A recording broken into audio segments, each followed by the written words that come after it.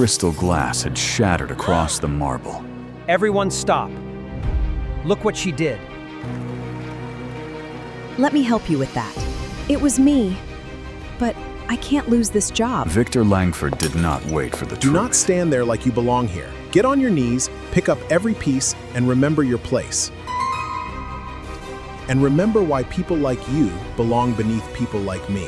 People like you should be grateful we let you stand near us. So he turned one accident into a public punishment. This is what happens when staff forget they are replaceable. Eleanor lowered herself beside the glass without begging. Take her out through the service entrance. In a way Victor did not understand. One day, this room will remember exactly what you did. Then Eleanor lifted the tray of broken glass, looked at Victor, and left through the service door with quiet dignity. And to understand why that moment would one day shake an empire, we have to go back. Nobody noticed the old woman until the glass shattered. For almost 3 hours, she had moved through the golden ballroom like a shadow no one wanted to acknowledge. She wore a simple black uniform, the kind of uniform people looked through rather than looked at. Her silver hair was tied neatly at the back of her neck. Her hands were thin but steady, and her eyes carried the quiet patience of someone who had survived too much to be easily frightened. To the guests, she was just another elderly cleaner working late at a charity gala where one table centerpiece cost more than a month of her wages. To the executives, she was part of the background, useful only because the marble floors needed to shine beneath their expensive shoes. But when the crystal glass slipped from a young waitress's trembling hand and burst across the floor near the center table, every conversation stopped. Heads turned. Cameras lowered. The orchestra softened without being told. And in that brief, sharp silence, Victor Langford saw an opportunity. Victor was the kind of man who had learned to turn even accidents into performances. He was the newly appointed president of Langford Global, a company built on family legacy, public generosity, and private cruelty. On stage, he spoke about compassion. In boardrooms, he destroyed people for sport. That night, surrounded by donors, politicians, journalists, and wealthy families who admired him from a safe distance, Victor needed someone small to blame, someone powerless, someone who could absorb his anger and make him look strong. So he pointed at the old woman. He did not ask what had happened. He did not check whether anyone had been hurt. He simply made sure everyone in the ballroom understood that, in his eyes, the mistake belonged to her. He turned a broken glass into proof of laziness. He turned a frightened waitress into a witness. And he turned an elderly cleaner into a public lesson about what happened to people who forgot their place. At first, the guests only stared. Some looked embarrassed, but embarrassment is often where cowardice hides. A few lowered their eyes. Others pretended to study their drinks. Nobody wanted to defend a cleaner at a gala funded by the most powerful family in the city. Nobody wanted to offend Victor Langford, not while his signature could open doors, close contracts, fund campaigns, and ruin careers. The old woman knelt slowly to gather the glass. She did not argue. She did not raise her voice. She did not tell them that her name was Eleanor Hayes, or that long before Victor ever wore his first tailored suit. She had walked through the original Langford office when it had only 6 desks, 2 telephones, and a leaking roof. She did not tell them that she remembered Victor's grandfather before the city called him a visionary. She did not tell them that the marble beneath their feet had been purchased with sacrifices the Langford family had spent decades trying to erase. She simply reached for the broken pieces, and that was when Victor stepped closer. To the room, his expression looked like discipline. To Eleanor, it looked like inheritance. She had seen that look before in men who believed money was not only power, but permission to insult, permission to humiliate, permission to rewrite history until the people who built the foundation were buried beneath it. He made certain that his words reached the nearest table, then the next one, then the journalist standing beneath the balcony. He spoke with that cold, polished disappointment powerful people use when they want cruelty to sound like standards. He wanted the guests to believe the old woman had embarrassed the company. He wanted the donors to see him as a man who demanded excellence. He wanted the staff to understand that one mistake could cost them their dignity, and Eleanor kept her head lowered, not because she was ashamed, but because she was watching the reflection in the glass. In the broken pieces scattered across the marble, she saw the chandelier above her, the guests around her, Victor's polished shoes inches from her hand, and behind him, near the entrance, a young woman who had gone completely still. Lily Langford, Victor's younger sister, stood half hidden beside a column, her face drained of color. She knew something the others did not. She knew that the old cleaner on her knees was not just a cleaner. She knew that her late grandmother had kept a photograph in a locked drawer. A photograph of a younger Eleanor standing beside the original Langford founders, her hand resting on the first company ledger. Lily had found that photograph when she was 17. By then, she had already learned that the Langford family did not tell stories exactly as they happened. They polished them. They trimmed them. They buried the parts that made powerful men look human and powerless. Women look important. Her grandmother had warned her never to ask about Eleanor Hayes in front of Victor, not because Eleanor had done something wrong, but because the truth had become dangerous inside their family. Now, years later, Lily watched her brother humiliate the one person their family should have honored. Eleanor lifted the last piece of glass from the floor and placed it carefully onto the tray. Her hand trembled only once, so slightly that most people missed it. But Lily saw, and for reasons she could not explain, that tiny tremor hurt more than Victor's words. It was the tremor of someone who had endured too many rooms where silence was safer than truth. Victor was not finished. Men like him rarely were. Public cruelty has a rhythm, and once the room allows the first insult, the second one comes easier. He ordered the event manager to remove Eleanor from the floor before she embarrassed the company again.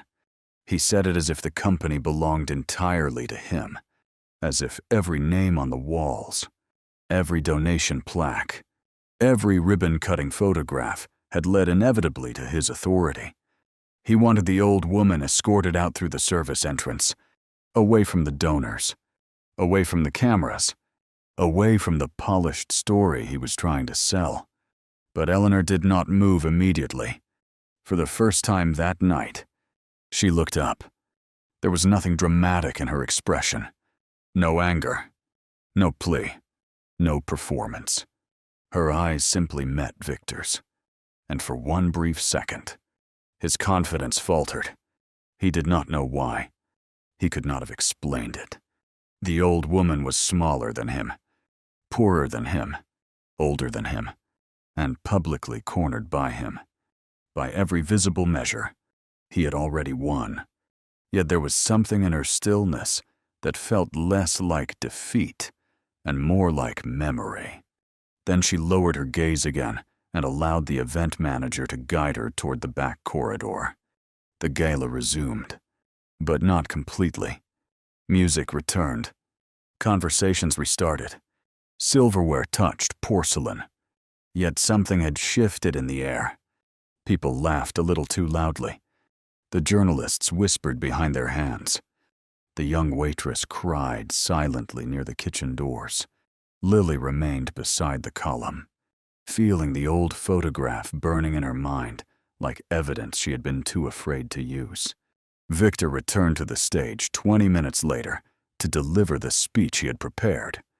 He spoke about legacy, generosity, responsibility, and the future of Langford Global. He told the room that great companies were built by great families. He praised his grandfather's courage, his father's discipline, and his own vision for a new era. The audience applauded exactly when they were supposed to. But in the service corridor behind the ballroom, Eleanor sat alone on a wooden bench beneath a flickering light, holding a folded envelope that had been hidden inside the lining of her coat for 12 years. She had not come to the gala to cause trouble.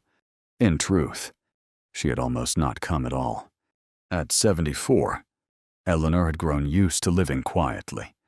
Her small apartment overlooked an alley behind a bakery. Her mornings began with tea, medication, and the slow ache of joints that remembered too many years of labor. She had no children who visited, no husband waiting in a chair by the window, and no neighbors who knew much beyond her name. To most of the world, she was an old woman with little money and fewer reasons to hope. But that was only the surface. Buried beneath the quiet routines of Eleanor's life was a story the Langford family had stolen, reshaped, and locked away. It began 48 years earlier, before Langford Global was a global anything, before its name hung on hospitals and museums, before executives toasted themselves under chandeliers. Back then, it was a failing logistics company on the edge of bankruptcy, owned by two ambitious brothers who had charms, connections, and almost no idea how to keep the business alive. Eleanor had been 26 when she joined them as an administrative assistant. That was what her title said.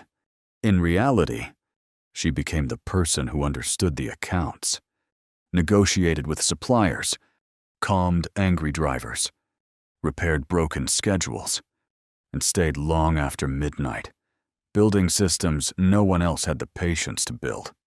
She was not invited into official photographs at first. She was not given credit in meetings. But the company ran because she made it run. Thomas Langford, Victor's grandfather, noticed. Unlike his brother, Thomas still had enough humility in those days to recognize genius when it sat across from him with tired eyes and ink-stained fingers. He began asking Eleanor for advice before every major decision. She warned him which contracts would collapse, which clients were lying, which expansion plans were too risky, and which quiet opportunities could save them. Again and again, she was right. The company survived because of her. Then it grew because of her. And when the Langford brothers nearly lost everything during the fuel crisis that threatened to destroy their delivery network, it was Eleanor who designed the partnership model that became the foundation of their empire. She created the structure that allowed independent drivers to become regional operators. She found the loopholes that kept costs low without breaking the law. She wrote the first expansion plan by hand at a kitchen table, while Thomas Langford paced behind her, terrified and hopeful. For a while, Thomas promised her the world. He promised her a proper title. He promised her equity. He promised her that when Langford became successful, everyone would know what she had done. And unlike many promises made by ambitious men, his was not entirely empty.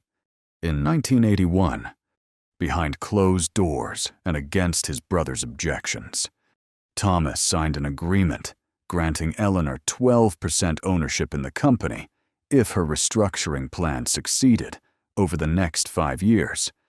It succeeded in 3. By then, Langford had become profitable, respected, and hungry. The brothers were no longer desperate men trying to save a failing office. They were rising figures in a city that loved success more than truth. Thomas still meant to honor the agreement, but his brother did not. Neither did the family lawyers. They understood what 12% would mean once the company continued to grow. They understood that the woman they had treated as an assistant would become one of the most powerful owners in the business. And they understood, perhaps most importantly, that Eleanor had no family wealth, no social protection, and no one the city would believe over the Langfords. So they waited for weakness. They found it when Eleanor's younger brother fell ill. Medical bills swallowed her savings. Hospital corridors replaced office nights. Her attention split between the company she had helped build and the only family she had left. During that vulnerable season, documents disappeared. Meeting minutes changed. Her access was reduced in the name of restructuring. People who had once asked for her help began treating her as if she had overstepped. Thomas, under pressure from his brother and terrified of scandal, delayed the announcement he had promised. Delay became silence. Silence became betrayal. When Eleanor confronted them, they offered her a settlement so small it felt like an insult wearing legal language. She refused. A week later, she was accused of leaking confidential information to a competitor. There was no proof that would have held under honest scrutiny. But the Langfords did not need honest scrutiny. They needed enough suspicion to stain her name, enough paperwork to frighten future employers, enough whispers to make her disappear. Thomas never publicly defended her. That was the wound Eleanor carried longest. Not the lost money, not the stolen ownership, not even the years of poverty that followed. It was the memory of Thomas Langford standing in a hallway, unable to meet her eyes, while men in suits erased her from the company she had saved. He sent one letter afterward, just one, written in a hand she knew too well. In it, he admitted that what had happened was wrong. He admitted the ownership agreement was real. He admitted he had been a coward. And he promised that one day he would make it right. But Thomas died before he could. His letter remained with Eleanor, along with a copy of the original agreement and 3 pages from the first expansion ledger. For decades, those papers lived in a tin box beneath her bed. She did not use them because revenge had never been the shape of her soul. At first, she lacked money for a legal battle. Later, she lacked strength. And eventually, she told herself that some truths were too old to matter. Then Victor Langford became president. The first week after his appointment, he announced a redevelopment project that would demolish a block of old worker housing near the original Langford warehouse. The company presented it as progress: luxury apartments, green spaces, a memorial plaza dedicated to the Langford founders. But Eleanor knew that block. She had lived there once. So had drivers, clerks, widows, mechanics, and the families who kept the company alive in its earliest years. The memorial plaza would honor men who wore suits while erasing the people who carried boxes through winter rain. That was what brought Eleanor back. She applied for temporary cleaning work at the Gala venue under a staffing agency, using the same quiet skills that had helped her survive invisibility for years. She did not intend to confront Victor in public. She intended to find Lily Langford, the one member of the family whose letters to the housing residents had sounded almost human. Eleanor had seen Lily's name on a small foundation notice promising relocation assistance. She had hoped the young woman might listen. She had hoped, foolishly perhaps, that some branch of the Langford tree had grown away from the rot. But before Eleanor could reach Lily, the glass shattered, and Victor showed her exactly how little had changed. In the corridor, the envelope rested in Eleanor's lap. Beyond the wall, applause rose from the ballroom as Victor finished his speech. Eleanor listened to it with a strange calm. There had been a time when applause for a Langford would have made her feel invisible. That night, it sounded different. It sounded fragile. It sounded like glass before the fall. The young waitress approached her first. Her name was Mara, though Eleanor had only learned it earlier that evening when the girl nervously introduced herself near the service table. Mara was 19, maybe 20, with the exhausted bravery of someone working 2 jobs and still apologizing for needing rest. She had been the one holding the glass. Victor knew that. The event manager knew that. Eleanor knew that. But Mara had frozen when Victor blamed the old woman, and fear had swallowed the truth before it could leave her mouth. Now Mara stood in the corridor with red eyes and shaking hands. She wanted to confess. She wanted to say she had dropped the glass, that Eleanor had only tried to help, that Victor had been cruel for no reason. But the apology came out broken, tangled with terror over losing her job, her rent, her scholarship application, the fragile little bridge she was trying to build out of poverty. Eleanor did not scold her. That was one of the reasons cruelty never understood her. It expected humiliation to reproduce itself. It expected the wounded to wound someone weaker. But Eleanor had spent too long being blamed for things she did not do to take satisfaction in blaming a frightened girl for being afraid. She comforted Mara in the only way she knew how, with steadiness rather than speeches. She made the girl understand that one moment of fear did not define a life. But the next choice often did. Mara cried harder then, because kindness can be more painful than anger when guilt is fresh. Before either of them could say more, Lily entered the corridor. She had left the ballroom quietly during the final applause, slipping away from the donors and board members who expected her to smile beside her brother. Lily had spent most of her life inside the polished cage of the Langford name. People assumed privilege made a person free. In Lily's case, it had made her watched.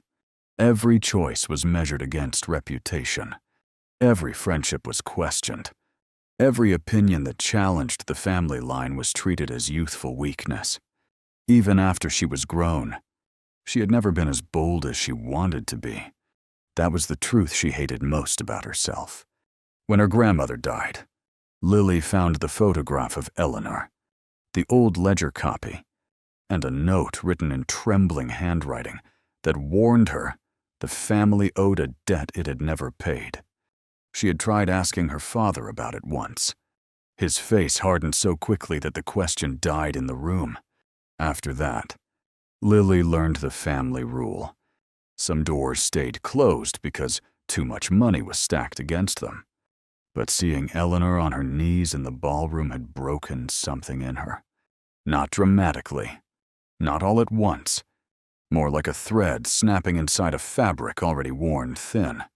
In the corridor, Lily faced the old woman her family had erased, and shame made her look younger than her age. She did not know how to begin. No apology felt large enough. No explanation felt clean. She could not undo the gala. She could not undo the decades. She could not undo the fact that she had known enough to suspect the truth and still remained quiet. Eleanor studied her for a long moment. In Lily's face, she saw traces of Thomas Langford, especially around the eyes. That resemblance once would have hurt. Now it only reminded her that families were not curses unless people chose to obey them. Lily told her, indirectly and painfully, that she knew about the photograph. She knew there had been an agreement. She knew Eleanor's name had been removed from the official history. And she knew Victor's redevelopment project was going to destroy more than buildings. The words came out carefully, not as dialogue but as confession. Each truth carrying the weight of years spent pretending not to understand. Eleanor listened without interrupting. Then she asked Lily, not with bitterness, whether knowing had changed anything. That question settled over the corridor like smoke. Because knowing is easy compared to choosing. Plenty of people know when something is wrong. They know when a colleague is being humiliated, when a worker is being exploited, when a family story has been polished until it becomes a lie. They know. And then they continue living as if knowledge alone makes them innocent. Lily had done that for years. She had known enough to feel guilty, but not enough to risk comfort. Until tonight. Lily looked toward the ballroom doors, where her brother's voice carried faintly through the walls as he accepted congratulations. Then she looked at the envelope in Eleanor's lap. She had no legal training, no power over the board, and no certainty that anyone would believe them. But she did have access. She had archives Victor ignored, passwords he assumed she would never use, and a place on the Foundation Committee overseeing the redevelopment. More importantly, she had finally reached the point where silence felt more dangerous than truth. Eleanor did not hand over the envelope immediately. Trust, once betrayed, does not return just because the next generation asks politely. Eleanor had learned that documents could disappear, promises could soften, and sympathy could evaporate when money entered the room. She had not carried those papers for 12 years, just to place them into another Langford hand without proof of courage. So she gave Lily something else first. A name. Samuel Reed. At the sound of it, Lily went still. Samuel Reed was not famous. He was not on company plaques. He was not mentioned in official biographies. But deep in Langford Global's oldest accounting files, his name appeared as a junior legal clerk during the year Eleanor was forced out. He had witnessed the signing of the original ownership agreement. He had also notarized a duplicate copy. According to the family story, Samuel had left the city shortly afterward for personal reasons. According to Eleanor, he had been paid to leave. For years, Eleanor believed Samuel was dead. Then, 3 months earlier, a letter arrived at her apartment with no return address. Inside was a photocopy of a storage receipt from an archive facility outside the city and 6 words typed on plain paper. He kept what they buried. No signature, no explanation. Only the receipt, Samuel Reed's initials, and a date that matched the week Eleanor had been accused and dismissed. That was why Eleanor had come to the gala with the envelope. Not because the papers inside were enough by themselves, but because they might lead to something that was, Lily understood at once. The old ownership agreement could be challenged as outdated, disputed, or incomplete. Thomas's apology letter could be dismissed as guilt without legal weight. But if Samuel Reed had preserved original documents, internal memos, or evidence of the false accusation used to remove Eleanor, the story would change. Not only for Eleanor, for the redevelopment project, for the board, for Victor, for the entire mythology of Langford Global. For the first time that night, fear crossed Lily's face for a reason Eleanor respected. Because the truth, if real, would not simply embarrass Victor. It could cost him everything. The corridor door opened before either woman could speak further. The event manager appeared, pale and stiff, with Victor behind him. Victor had noticed Lily's absence. He had noticed whispers among staff. And Victor, like all insecure men dressed as kings, hated conversations he did not control. He looked from Lily to Eleanor to Mara, and the softness he used for donors vanished.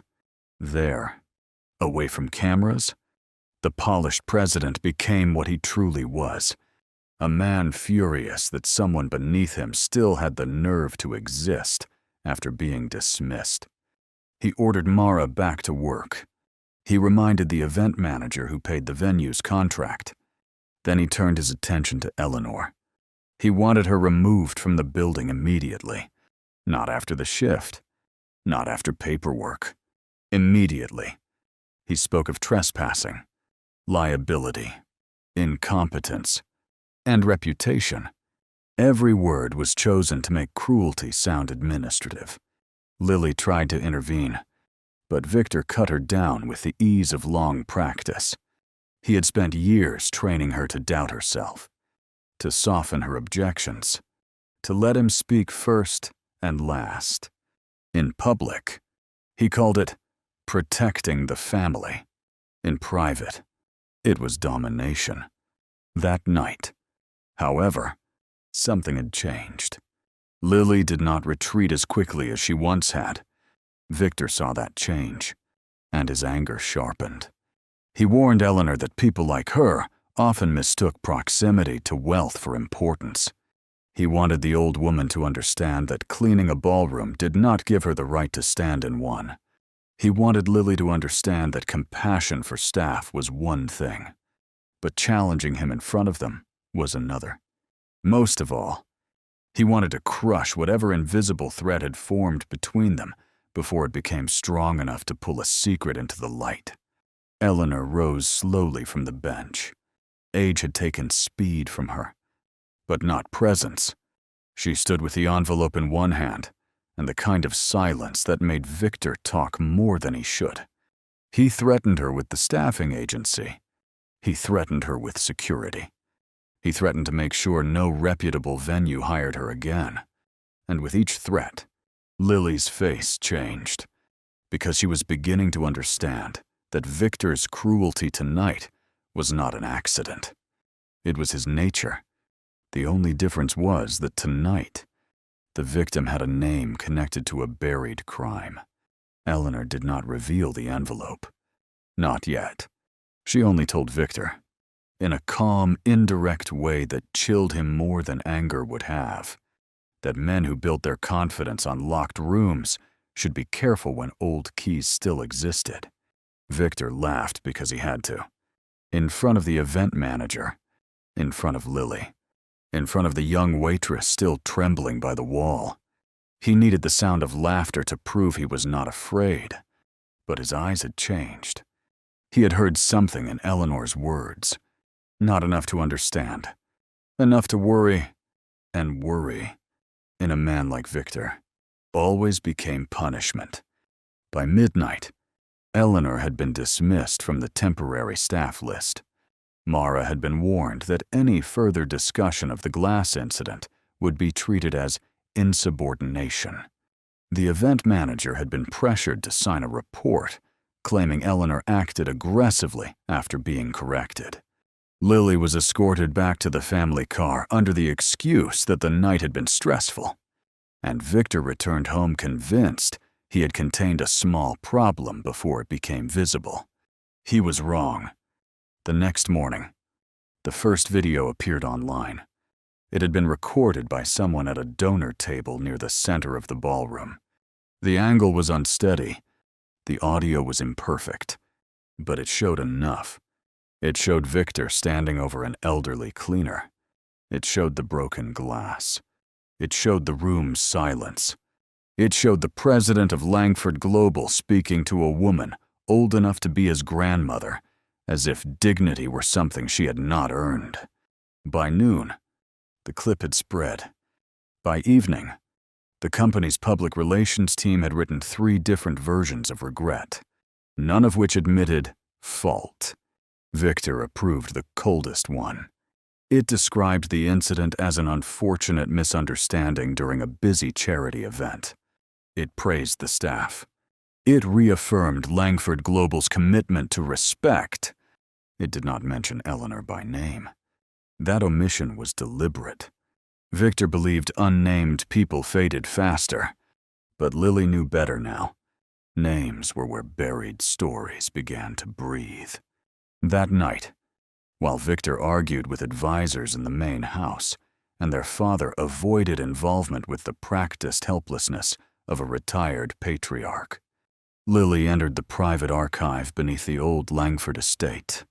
It was not a dramatic place, just a climate-controlled room with shelves of boxed records, framed awards, obsolete contracts, and family history arranged by people who believed organization was the same as honesty. Lily had been there many times as a child, usually during tours meant to teach her pride. Now she moved through it with a different feeling. Not pride. Not even rebellion. Something quieter and more dangerous. Responsibility. She searched for Samuel Reed first. The official employment record was thin. Too thin. A hire date. A department assignment. A resignation letter. And a forwarding address that led to a building demolished decades earlier. But behind that file, in a box labeled with early legal correspondence, Lily found something strange. A memo referencing duplicate equity instruments assigned for external safekeeping. The memo had been marked irrelevant by a family attorney who died before Lily was born. Duplicate equity instruments. External safekeeping. The words were dry, almost boring. But Lily felt her pulse change. Powerful families often buried their sins under language so dull that no one wanted to keep reading. She kept reading. 2 hours later, she found a ledger index listing restricted storage transfers in 1984. Most entries were coded. One line carried Samuel Reed's initials. Another carried the abbreviation E. Eleanor Hayes. Lily photographed the page with shaking hands. Then the archive door opened. For a moment, she thought it was Victor.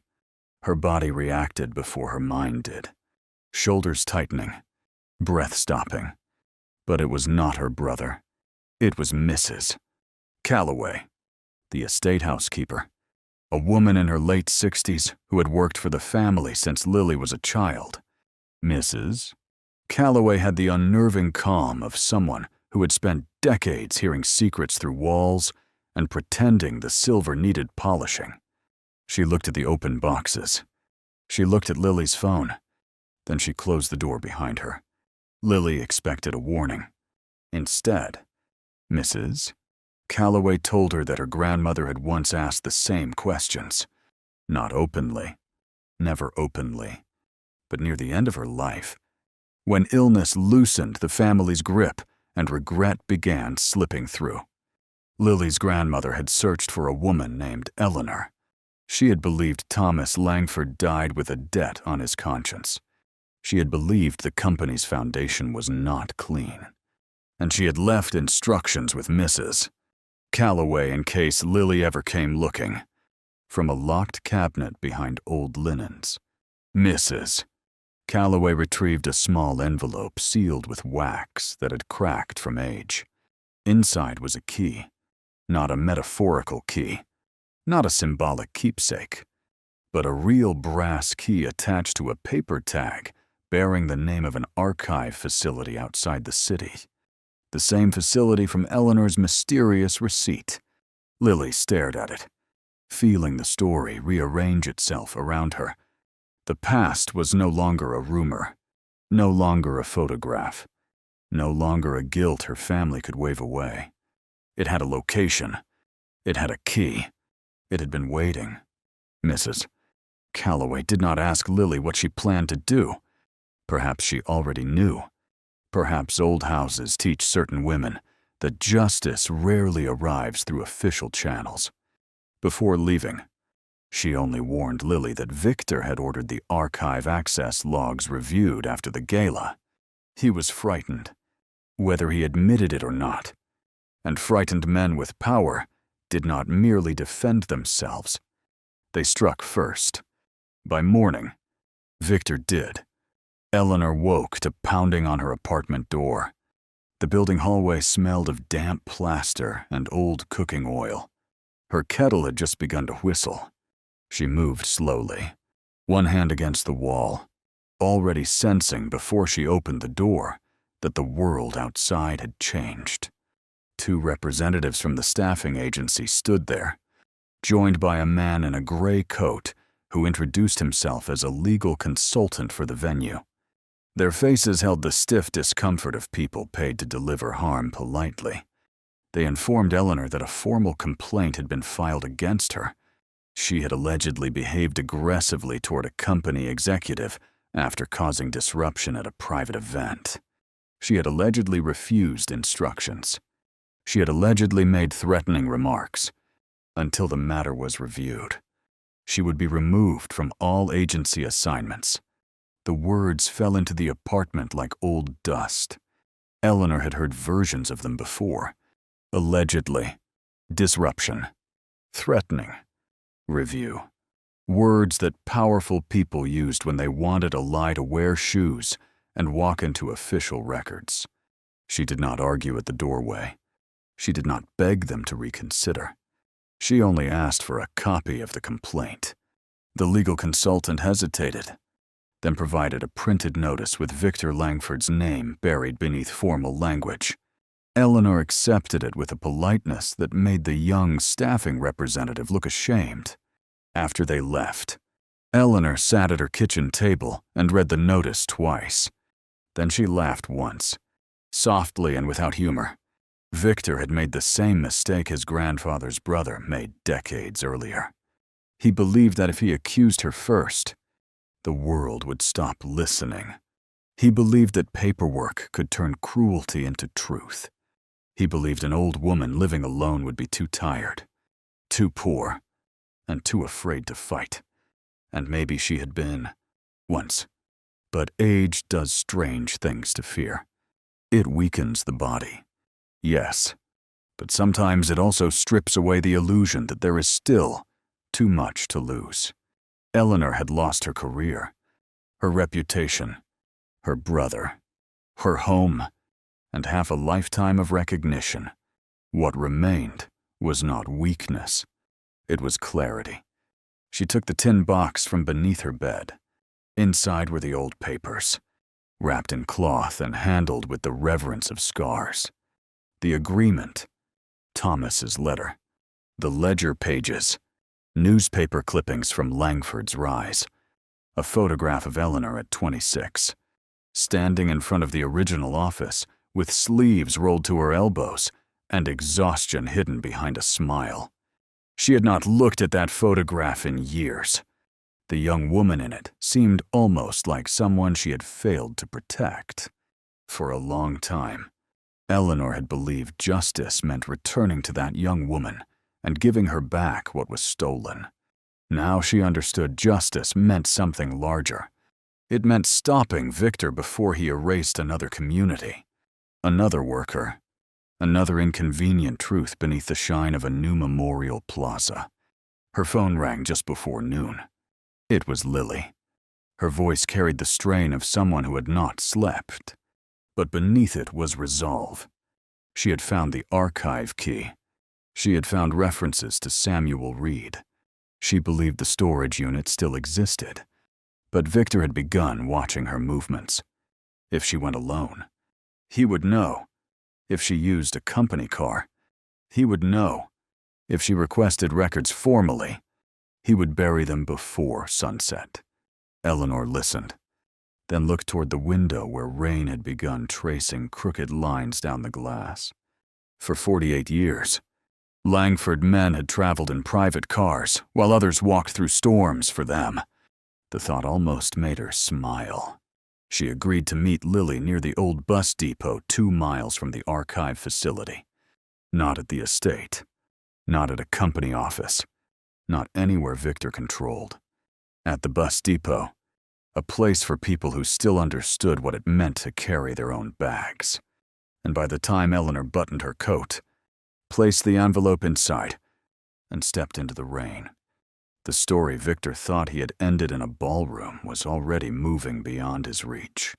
The archive facility sat at the edge of the city, where warehouses replaced cafes and the sidewalks cracked beneath weeds. It was the kind of place wealthy families used precisely because no one would think to look for their secrets there. Rows of metal doors, fluorescent lights, security cameras with tired angles, a front office that smelled faintly of paper, dust, and burnt coffee. Lily arrived first in an old borrowed car that did not belong to the family. When Eleanor saw her, she noticed the change immediately. The young woman who had stood frozen beside the ballroom column was gone. In her place was someone frightened, but awake. That mattered. Courage was not the absence of fear. Eleanor had learned that long ago. Courage was what remained when fear stopped being the strongest voice in the room. The key worked. That was the first miracle. The storage unit resisted at first, the lock stiff from years of disuse. Then it opened with a metallic sound that seemed too small for the weight of what waited behind it. Inside were file boxes stacked along one wall, a rusted cabinet, and a wooden crate sealed with tape so old it had turned brittle. Dust rose when Lily lifted the first lid. Samuel Reed had kept everything. Not neatly, not completely, but enough. There were copied memos between Langford attorneys discussing how to neutralize Eleanor's ownership claim. There were handwritten notes from meetings where executives debated whether her restructuring plan could be separated from her name. There were early drafts of the false accusation that later destroyed her reputation. There were internal calculations estimating the future value of the 12% stake they refused to honor. And at the bottom of the second box, wrapped in a plastic sleeve, was a notarized duplicate of the original agreement. Eleanor did not touch it at first. She only stared. Some moments do not arrive with thunder.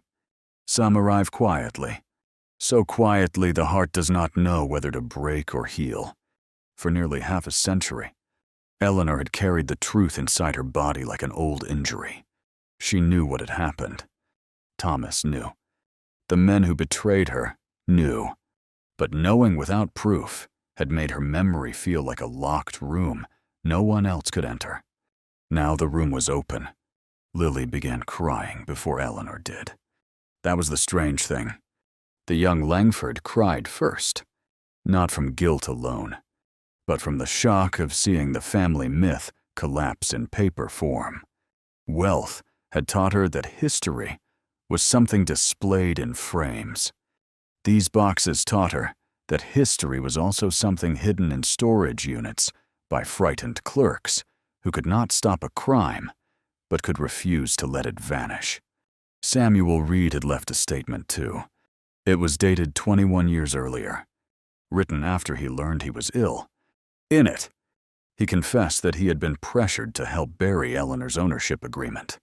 He described the payments, the threats, the altered records, and the false leak accusation created to justify her dismissal.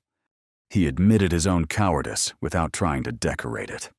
And near the end, he wrote that if the documents were ever found, they should be given to Eleanor Hayes first, because no court and no company had the right to hear the truth before the woman who paid for its silence. Eleanor sat on an overturned crate and covered her mouth. For decades, she had imagined proof would make her feel triumphant. Instead, it made her feel tired. Tired for the young woman who had fought alone. Tired for the brother who died while she was buried under legal threats. Tired for every job interview that ended strangely after someone made a call. Tired for the birthdays spent calculating rent. Tired for the years in which the world praised Langford generosity while she clipped coupons beneath a leaking ceiling. But beneath the tiredness, something else stirred. Not revenge. Return. The truth was returning to its owner. Lily photographed every document. Eleanor insisted on taking the originals only after they documented the unit exactly as they found it. That surprised Lily, but it should not have. Eleanor had built systems before Lily was born. She knew evidence needed order. She knew powerful people would attack the process before they addressed the facts. She knew Victor would call the documents forged, stolen, misinterpreted, anything but true. So they worked carefully, methodically, with the strange partnership of two women separated by generations and joined by a debt neither of them had created, but both had inherited. When they finally left the storage unit, the rain had stopped. For a moment, sunlight broke through the clouds and struck the wet pavement. Lily carried one box. Eleanor carried the envelope and Samuel Reed's statement. Neither woman spoke much. Some truths are too large for immediate conversation. Then Eleanor noticed the black car across the street. It was parked near a loading entrance, engine running, windows tinted. Lily noticed it a second later, and the color drained from her face. She knew that car. Not personally, perhaps, but by type. Langford Security used vehicles like that when discretion mattered more than hospitality. Victor had found them, or at least he had found enough. The car did not move as they walked toward Lily's borrowed vehicle.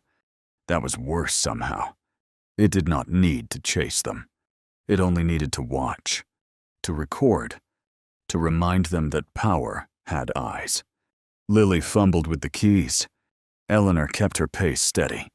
Inside her coat, the document seemed heavier than paper. By the time they pulled away, Lily was shaking. Eleanor looked out the rear window and saw the black car follow.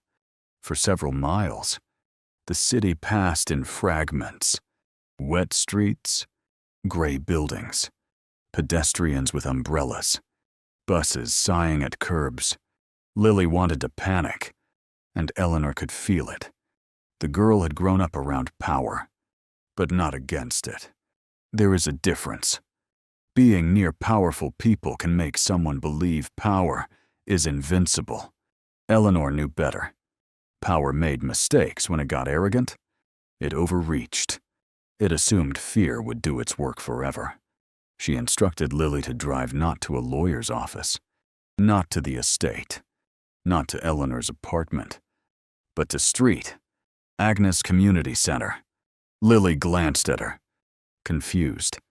Eleanor explained that decades earlier, when Langford's earliest drivers needed meals during strikes, Agnes had fed them. When families in worker housing needed legal clinics, Agnes hosted them. When Eleanor herself had nowhere to go after her dismissal, Agnes had given her a room for 2 nights and a phone to call her brother's hospital. It was not glamorous. It was not powerful. But it had something Langford offices did not. Witnesses who could not be bought easily because they had already lived without being bought at all. At Street, Agnes, they were met by Reverend Paul Mercer, a broad-shouldered man in his 60s, whose kindness had edges sharpened by years of fighting landlords, budget cuts, and men in suits who called displacement opportunity. Eleanor had known him when he was a young volunteer, with more idealism than patience. Now his hair had gone white, but his eyes were the same. He recognized Eleanor instantly, and for the first time that day, her composure nearly failed. There are people who remember us before the world breaks us. Seeing them again can be a kind of mercy. Inside the community center, beneath fluorescent lights and children's drawings taped to the walls, Eleanor placed the documents on a folding table. Lily explained what they had found. Reverend Mercer listened without interrupting, his expression growing heavier with every page. When he reached Samuel Reed's statement, he removed his glasses and sat back. He knew what the documents meant, not just legally, morally, historically. Langford Global's redevelopment project depended on a story of benevolent legacy. It depended on the idea that the company had always lifted communities, always honored workers, always transformed hardship into opportunity. But if the world learned that the empire had been built by stealing ownership from a working woman, destroying her reputation, and then planning to demolish the housing of the very people who helped build its rise, the Memorial Plaza would become a monument to hypocrisy. Victor could survive a viral video of rudeness. He might not survive proof of inherited theft tied to a current act of displacement. Reverend Mercer made calls. Not many. Only the right ones. A retired judge who volunteered at the legal clinic. A journalist known for refusing corporate favors. A housing attorney already preparing opposition to Langford's project. a former Langford driver whose father had worked under Eleanor's restructuring plan and still kept old payroll records in his basement. Within 2 hours, the folding table at Street Atour, Agnes became something Victor Langford had never feared, because he had never truly understood it. A room full of ordinary people connecting memory to evidence. And while that room formed, Victor made his next mistake. He issued a second statement. This one was not merely cold. It was aggressive. It claimed that the elderly worker from the Gala had a history of disruptive behavior. It implied she had approached Langford family members with suspicious intent. It suggested the viral clip lacked context and that the company was reviewing possible legal action against those spreading misinformation. Victor believed he was regaining control by turning Eleanor from victim into threat. But cruelty recorded in public has a way of awakening private memory. After the statement, people began posting their own stories. Former employees wrote about Victor's temper. Contract workers described humiliation hidden behind non-disclosure agreements. Residents from the old housing block shared notices and photographs of buildings Langford planned to erase. A retired nurse wrote that Eleanor Hayes had once paid for medicine for a neighbor's child when no one else helped. An old driver's son posted that his father always said a woman named Eleanor had saved Langford before Langford pretended she never existed. At first, these were only scattered sparks. Then, the journalist from Street, Agnes, published the first article. Not the full story. Not yet. Only enough to widen the crack. The article identified Eleanor by name. It described the Gala incident. It connected her to early Langford history through archived photographs and former worker testimony. It raised questions about the redevelopment project and the company's treatment of low-wage staff. It mentioned, carefully, that new documents had surfaced regarding a disputed ownership agreement from the company's formative years. Victor exploded. Inside Langford headquarters, phones rang without rest. Board members demanded briefings. Public relations consultants begged for restraint. Legal counsel warned Victor not to make statements without review. But Victor had never been good at restraint when his pride was bleeding. He wanted Eleanor discredited immediately. He wanted Lily brought home. He wanted the storage unit located and sealed. He wanted every person at Street. Agnes reminded that Langford donations had kept community programs alive for years. And there, finally, the mask slipped in front of the wrong people. During an emergency call with senior executives, Victor raged that the company should have buried Eleanor Hayes properly the first time. He meant legally. He meant reputationally. He meant historically. But one executive on that call, a woman who had survived Victor's leadership by recording meetings for her own protection, saved the audio. By sunrise, she had sent it anonymously to the journalist. The story was no longer about a broken glass. It was about a broken empire. And Eleanor, who had spent half her life being told she was too small to matter, sat in the community center kitchen with a cup of tea cooling between her hands, listening as the world finally began saying her name. By the second morning after the gala, Eleanor Hayes had become the kind of name powerful people feared most.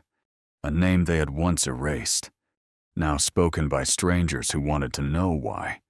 At first, Langford Global tried to treat the scandal like a small public relations fire. They had survived protests before. They had survived lawsuits, whistleblower complaints, and articles written by journalists who eventually moved on to newer disasters. The company's leadership believed outrage had a short life. They believed the public would be angry for a few days, perhaps a week, and then attention would drift toward something louder, fresher, easier to understand. That was how modern shame often worked. It burned hot and then disappeared. But this time, the story did not disappear because the wound beneath it was older than the video. The clip of Victor humiliating Eleanor had given people a face. The documents from Samuel Reed's storage unit gave that face a history. The redevelopment project gave that history a present danger. And suddenly, what had looked like one rich man insulting one poor worker became something larger, something uglier, something the city recognized in its own bones. It became a story about who gets remembered, who gets paid, who gets blamed, and who is expected to vanish quietly so the powerful can stand on polished marble and call it legacy. At Street, Agnes Community Center, the folding table became crowded with paper. The retired judge sorted documents into piles. The housing attorney created a timeline. The journalist worked carefully, refusing to publish faster than the evidence could support, because she understood that Victor's lawyers were waiting for one mistake. Lily sat near the end of the table, pale with exhaustion, answering questions about family archives, board procedures, and the redevelopment committee. Mara arrived after her morning shift with swollen eyes and a written statement about the shattered glass. Still terrified but no longer silent, Reverend Mercer moved from person to person with coffee, phone numbers, and the kind of calm that made fear feel less lonely. Eleanor watched them all from a chair near the window. For decades, the truth had lived in boxes, letters, memories, and the private ache of one woman's life. Now it had become a shared burden. That should have comforted her, and in some ways it did. But it also frightened her more than she expected. When pain is yours alone, you learn its shape. You know where it sits in the body. You know which mornings it will hurt and which names will reopen it. But when pain becomes public, it changes. Other people touch it, interpret it, argue over it, use it. And Eleanor, who had spent years trying not to be noticed, now found herself at the center of a storm that had waited 48 years to break. The journalist wanted to interview her on record. Eleanor refused at first, not because she was hiding, and not because she was ashamed. She refused because she did not want the story reduced to an old woman's suffering. She knew how easily sympathy could become entertainment. People might cry over her lost years, share the video, condemn Victor, and still forget the residents facing eviction from the old worker housing. They might admire her strength while ignoring the system that had required it. Eleanor did not want pity to become a curtain drawn over the deeper theft. So she made one thing clear through Reverend Mercer and the attorney. If her name was going to be spoken, it would be spoken alongside the names of the workers, drivers, widows, and families Langford had stepped over on its way to greatness. The story would not be about one broken glass. It would not even be only about one stolen agreement. It would be about the long habit of powerful people taking from the invisible and then naming themselves generous. That decision changed the direction of everything. The journalist's second article did not begin with the Gala. It began with the old warehouse district, with photographs of families who had lived beside Langford's first loading docks, with interviews from retired workers who remembered Eleanor not as a cleaner, not as a roomer, but as the woman who had kept the company alive when the Langford brothers were still learning how to lead. It described how the redevelopment project would remove the last physical traces of that early community while building a memorial plaza that credited only the family. It laid out the newly discovered documents carefully: the ownership agreement, the internal memos, Samuel Reed's statement, and Thomas Langford's apology letter. It did not accuse beyond what it could prove. It did something more dangerous. It asked questions that had obvious answers. By noon, the article was everywhere. By 2, investors began calling. By 4, the city council postponed the redevelopment hearing. By sunset, the board of Langford Global announced an emergency meeting. Victor had expected anger. He had not expected consequence. Inside the executive floor, where glass walls and expensive silence made every crisis feel manageable, Victor stood before his advisors and insisted that the company was under attack. That was always the first refuge of men like him. When evidence appeared, they called it an attack. When witnesses spoke, they called it coordination.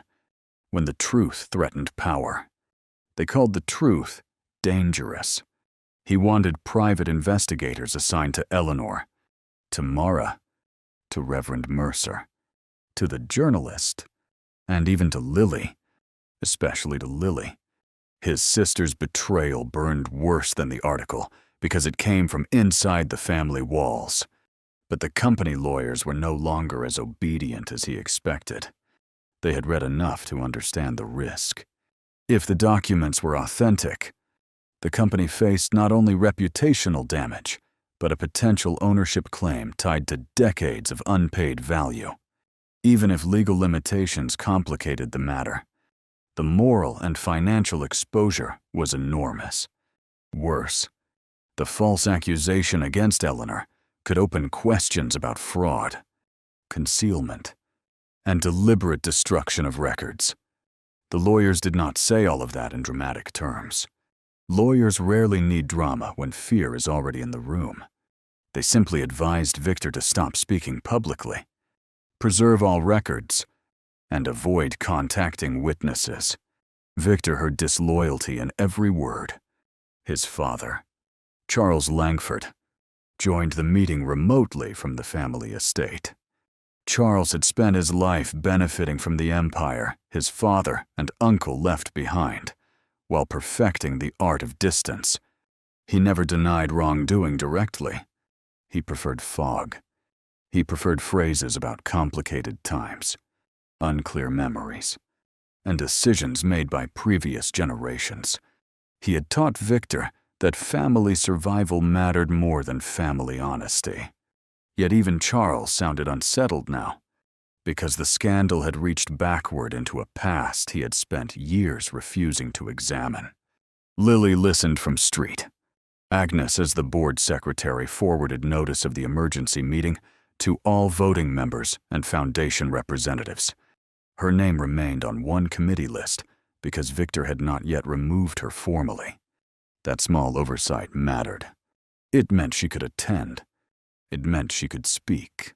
It meant she could place evidence into the official record before Victor had time to bury it under procedure.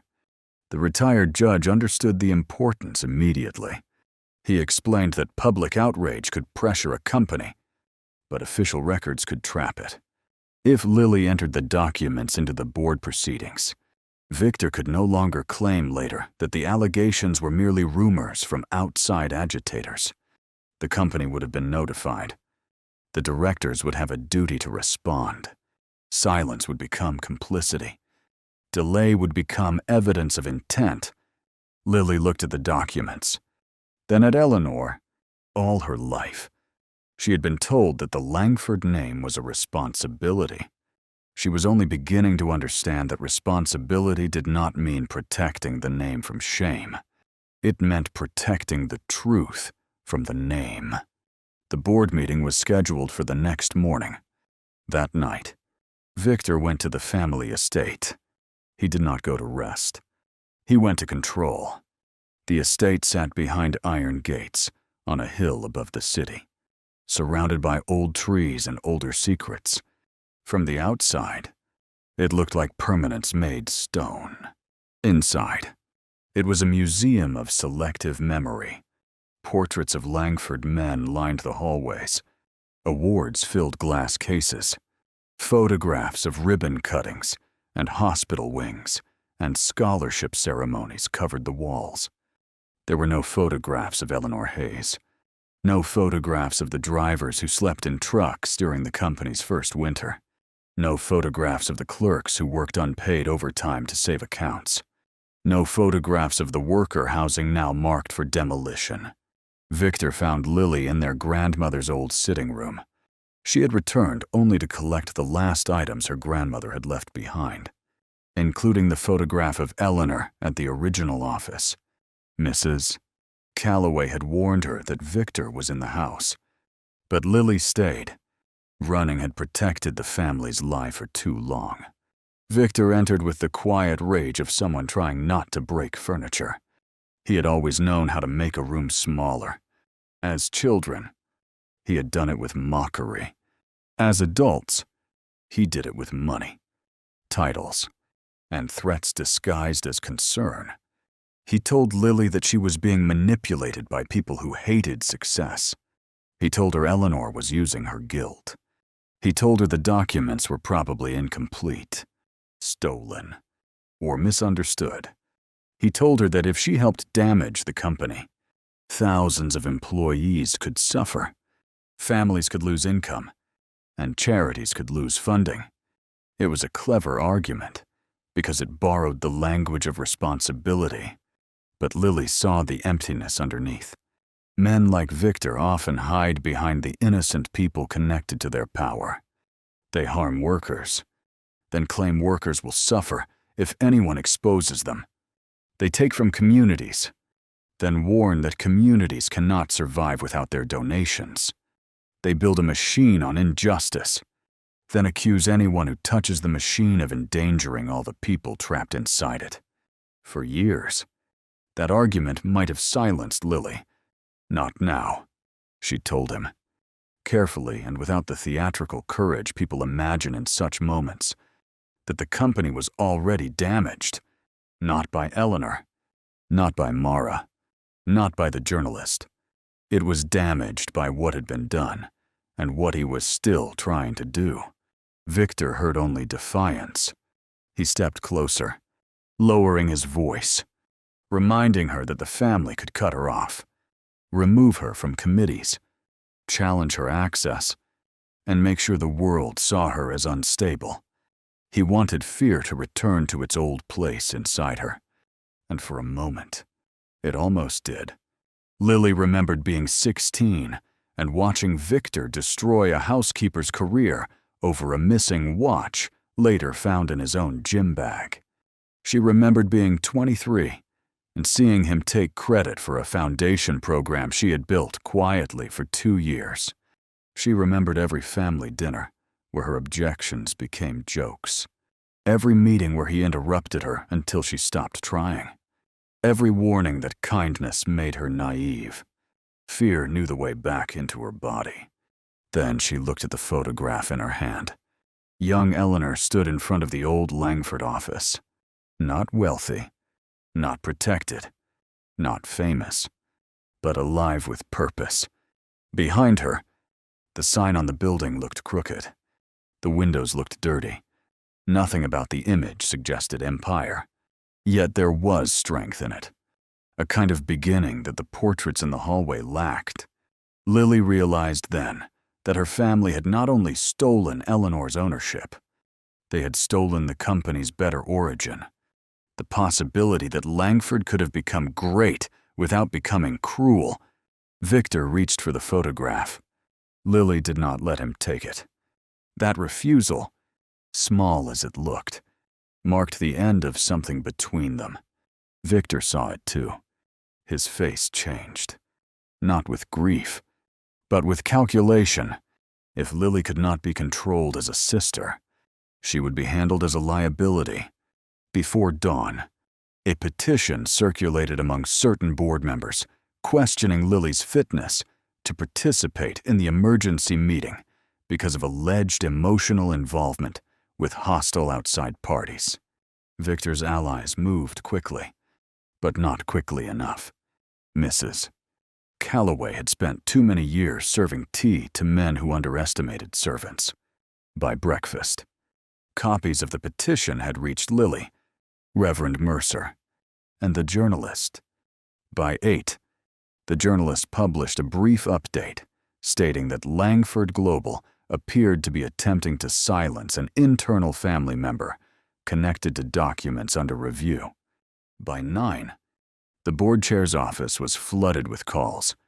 By 10, Lily's access was restored. Victor's first trap had failed, so he prepared a second one. The emergency board meeting took place on the 32nd floor of Langford headquarters, in a room designed to make dissent feel expensive. The table was dark walnut. The city stretched behind the windows. Every chair seemed positioned to remind its occupant that power preferred order. Eleanor had never entered that room before. Decades earlier, when her work saved the company, decisions were made in cramped offices and late-night kitchens. Now the empire she helped build looked down on the city like it had never depended on anyone below. She did not attend as a board member. She attended as a witness, accompanied by the retired judge, the housing attorney, Reverend Mercer, Mara, and Lily. Victor objected before she even sat down. His lawyers objected more politely. They questioned process, relevance, document custody, and security. The board chair, a woman named Adrienne Cole, listened without expression. Adrienne had served on the board for 9 years. Victor had always considered her useful because she rarely spoke unless necessary. That was his mistake. Quiet people are often mistaken for weak people by those who only recognize power when it interrupts. Adrienne had spent the night reading the articles, reviewing internal risk reports, and asking why the company's official history had so many missing pages. By morning, she was not ready to defend Eleanor, but she was ready to hear her. That alone made her dangerous to Victor. The meeting began with legal summaries.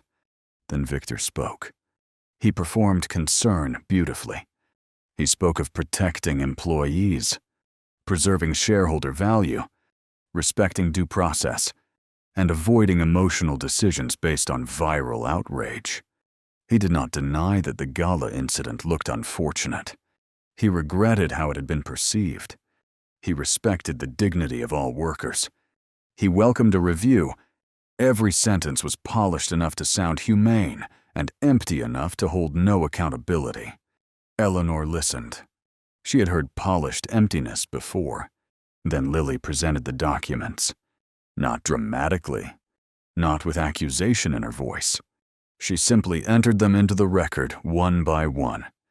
The duplicate ownership agreement, the internal memos, the restricted storage index, Samuel Reed's statement, Thomas Langford's letter, the early expansion ledger pages in Eleanor's handwriting, and the archive photographs confirming document custody before anyone at Street.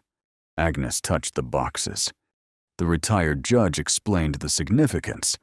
The housing attorney connected the historical record to the current redevelopment project. Mara gave her statement about the glass incident and Victor's false complaint. Reverend Mercer spoke about the residents facing removal and the community history Langford had ignored. With every document, Victor grew less still. His allies tried to slow the process with questions. They asked whether old documents could be authenticated. They asked whether memories after so many years were reliable. They asked whether a company should be punished for the actions of dead men. These were not unreasonable questions in form, but their timing revealed their purpose. They were not searching for truth. They were building fog. Then Adrienne Cole asked the question that cut through it. She wanted to know why Victor had filed a formal complaint against Eleanor after the gala claiming aggression, when video evidence and witness testimony suggested she had been the one publicly mistreated. For the first time, Victor had no polished answer ready. He reached for procedure, then for confusion, then for the possibility that staff had misunderstood. But the board chair did not let the question dissolve. She asked whether he personally approved the complaint. The room changed. Even Victor's allies became careful. There are moments when loyalty becomes expensive, and people begin counting the cost in silence. Victor admitted, indirectly, that he had authorized a response based on information available at the time. Mara's hands shook in her lap. Eleanor noticed. Without turning the moment into spectacle, she placed her own hand gently over the young woman's. That small gesture did more than comfort Mara. It revealed something to the room. Victor had blamed Eleanor for a girl's mistake. Eleanor had protected the girl who failed to defend her. The moral contrast did not need explanation.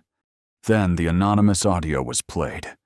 The recording from Victor's emergency call filled the boardroom with his own voice. Stripped of polish, in it, he spoke of burying Eleanor properly the first time. He spoke of pressure, containment, and neutralizing sympathy before the situation infected the redevelopment vote. He did not confess to the original theft because he had not committed that one himself. But he confessed to the family instinct that had preserved it. Bury the woman, save the name. The silence afterward was different from the silence in the ballroom. The ballroom silence had been cowardice. This silence was recognition. Victor tried to attack the recording. He questioned its legality, its context, its source, but the damage had already landed. The board members were no longer looking at Eleanor as a possible embarrassment, or at Lily as an emotional relative. They were looking at Victor as a risk, not a leader under pressure. A risk, and in corporate rooms, moral failure can be ignored for years. But risk has a language even cowards understand. Adrienne called for a temporary recess. No one moved at first. Eleanor looked out the window at the city below. Somewhere beyond the towers was the old warehouse district. Somewhere in that district, laundry hung from balconies Victor wanted demolished. Children walked past brick walls marked for luxury branding, and elderly residents opened mail they could barely understand from developers who called displacement transition. Eleanor thought of her younger self racing through account books beneath a leaking roof. She thought of Thomas Langford's promises. She thought of his failure. She thought of the years when her name existed only in rooms that could not protect her. Then she felt something unexpected. Not peace. Not yet. But space. For the first time in nearly half a century, the lie no longer filled the whole room. During the recess, Victor cornered his father in a private side office. Charles Langford looked older than he had the day before. Scandal ages people differently, depending on what they have been hiding. For Charles, the documents did not bring surprise so much as confirmation of what he had avoided knowing. He had inherited whispers. He had seen his father's late-life guilt. He had watched his mother lock drawers and stop conversations when Eleanor's name approached the air. He had chosen comfort over curiosity, and now comfort was collapsing. Victor wanted him to deny everything, to call the documents forgeries, to claim Thomas had been confused before his death, to use the family's remaining influence to force the board into delay. But Charles hesitated. That hesitation enraged Victor more than opposition would have, because Victor had built his life on the assumption that the family would always close ranks around him. Yet Charles, weak as he was, understood something. Victor did not. The old methods had depended on darkness. The documents were now copied, photographed, distributed, and partly published. The witnesses were no longer isolated. The public was watching. The board was nervous. The city council had paused the project. There was no clean burial left. Charles did not become brave. That would be too generous. He simply became afraid of the consequences of continued lying. Sometimes history turns, not because the guilty find conscience, but because fear finally changes sides. When the board reconvened, Charles requested permission to speak. The room tightened. He did not give Eleanor the full confession she deserved. Men like Charles rarely surrender all at once. But he admitted that his father had expressed regret about a woman who had been wronged in the company's early years. He admitted that the family had possessed materials related to Eleanor Hayes. Though he claimed not to have understood their full significance, he admitted that the official company history may have omitted important contributions from non-family figures. Each admission was careful, limited, lawyer-shaped, but each one cracked the wall Victor was trying to hold upright. Victor stared at his father as if betrayal had entered the family through the wrong door. Then Eleanor asked to speak. She had not planned a speech. She had never trusted speeches much. Speeches had been used for decades to praise values the company did not practice. But when Adrienne nodded, Eleanor stood with one hand on the table, not because she wanted drama, but because her knees hurt after a long morning, and she refused to hide that either. She did not tell the room she wanted revenge. She did not ask them to feel sorry for her. She did not describe every year of poverty, every humiliation, every job lost because of whispers planted long ago. She spoke instead about work, the kind of work that does not appear in annual reports, the work of balancing accounts when owners panic, calling drivers' wives when routes run late, finding fuel when tanks are empty, remembering whose child is sick, whose rent is due, whose truck needs repairs before a winter storm. She spoke about how companies love the word legacy because it sounds noble. But legacy is not what a family says after it is won. Legacy is what remains in the lives of the people it used on the way up. No one interrupted. Even Victor understood, perhaps for the first time, that Eleanor's quietness had never been emptiness. It had been restraint. And restraint, once released, did not need volume to be powerful. She ended by making the demand no one expected. She did not begin with money. She demanded that the redevelopment project be suspended immediately. She demanded an independent historical review of Langford's founding, including worker testimony and public archives. She demanded that the old housing block be protected until residents had legal representation, relocation guarantees, and a voice in any future plan. She demanded that the false complaint against Mara and herself be withdrawn in writing. She demanded that the company acknowledge her contributions publicly, not as charity, not as symbolic apology, but as fact. Only after that, she said, would her legal team address the ownership claim. The order mattered. Victor had expected greed because greed was the language he understood. He had prepared to accuse her of wanting money. He had prepared to frame her as an opportunist. But Eleanor placed the community first, the young waitress second, the truth third, and herself last. That did not weaken her claim. It strengthened it in a way Victor could not easily attack. The board chair called for another private session. This time, Victor was asked to leave the room. He refused at first. No one moved to support him. That was the moment he began to understand that power is not the same as loyalty. People had followed him when he looked inevitable. Now he looked costly. The directors avoided his eyes. His father stared down at the table. The lawyers whispered to one another. Adrienne repeated the request. Still calm, still formal, and somehow more humiliating than anger. Victor left, but he did not leave defeated. Men like Victor do not experience consequences as correction. They experience them as insult, and insult, to them, demands retaliation. While the board debated behind closed doors, Victor went to his office, locked the door, and called the one person he believed could still shift the battlefield, Graham Vale. the private consultant who had managed Langford's most delicate problems for 15 years. Graham was not an employee on paper. He appeared nowhere in glossy reports. He specialized in pressure that left no fingerprints, background checks, donor whispers, reputation leaks, strategic lawsuits, anonymous tips, and carefully timed rumors.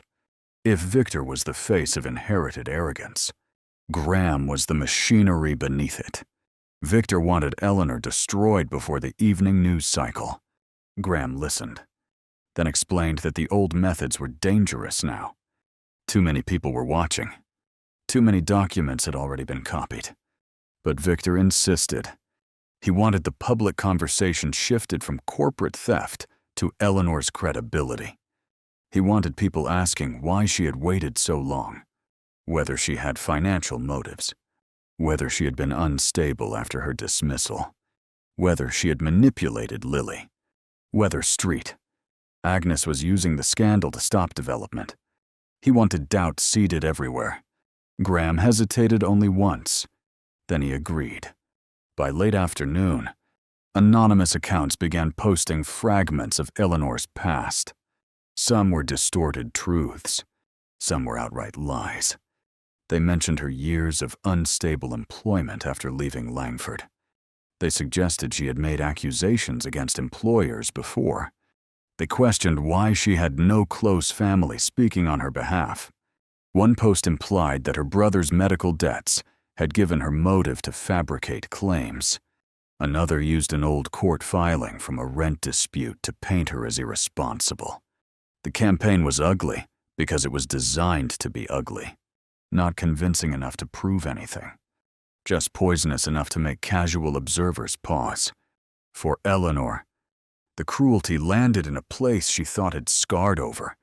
She had expected Victor to attack the documents. She had expected legal threats.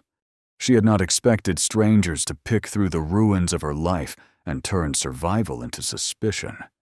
There's a special violence in watching poverty used as evidence against the poor. Every late payment becomes a character flaw. Every illness becomes instability. Every absence of family becomes proof that something must be wrong with you. The world rarely asks what was done to make a person's life difficult. It only asks why the difficulty left marks. At Agnes.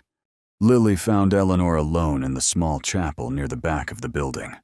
The chapel was simple, almost plain, with wooden pews, stained glass faded by time, and a silence very different from the boardrooms.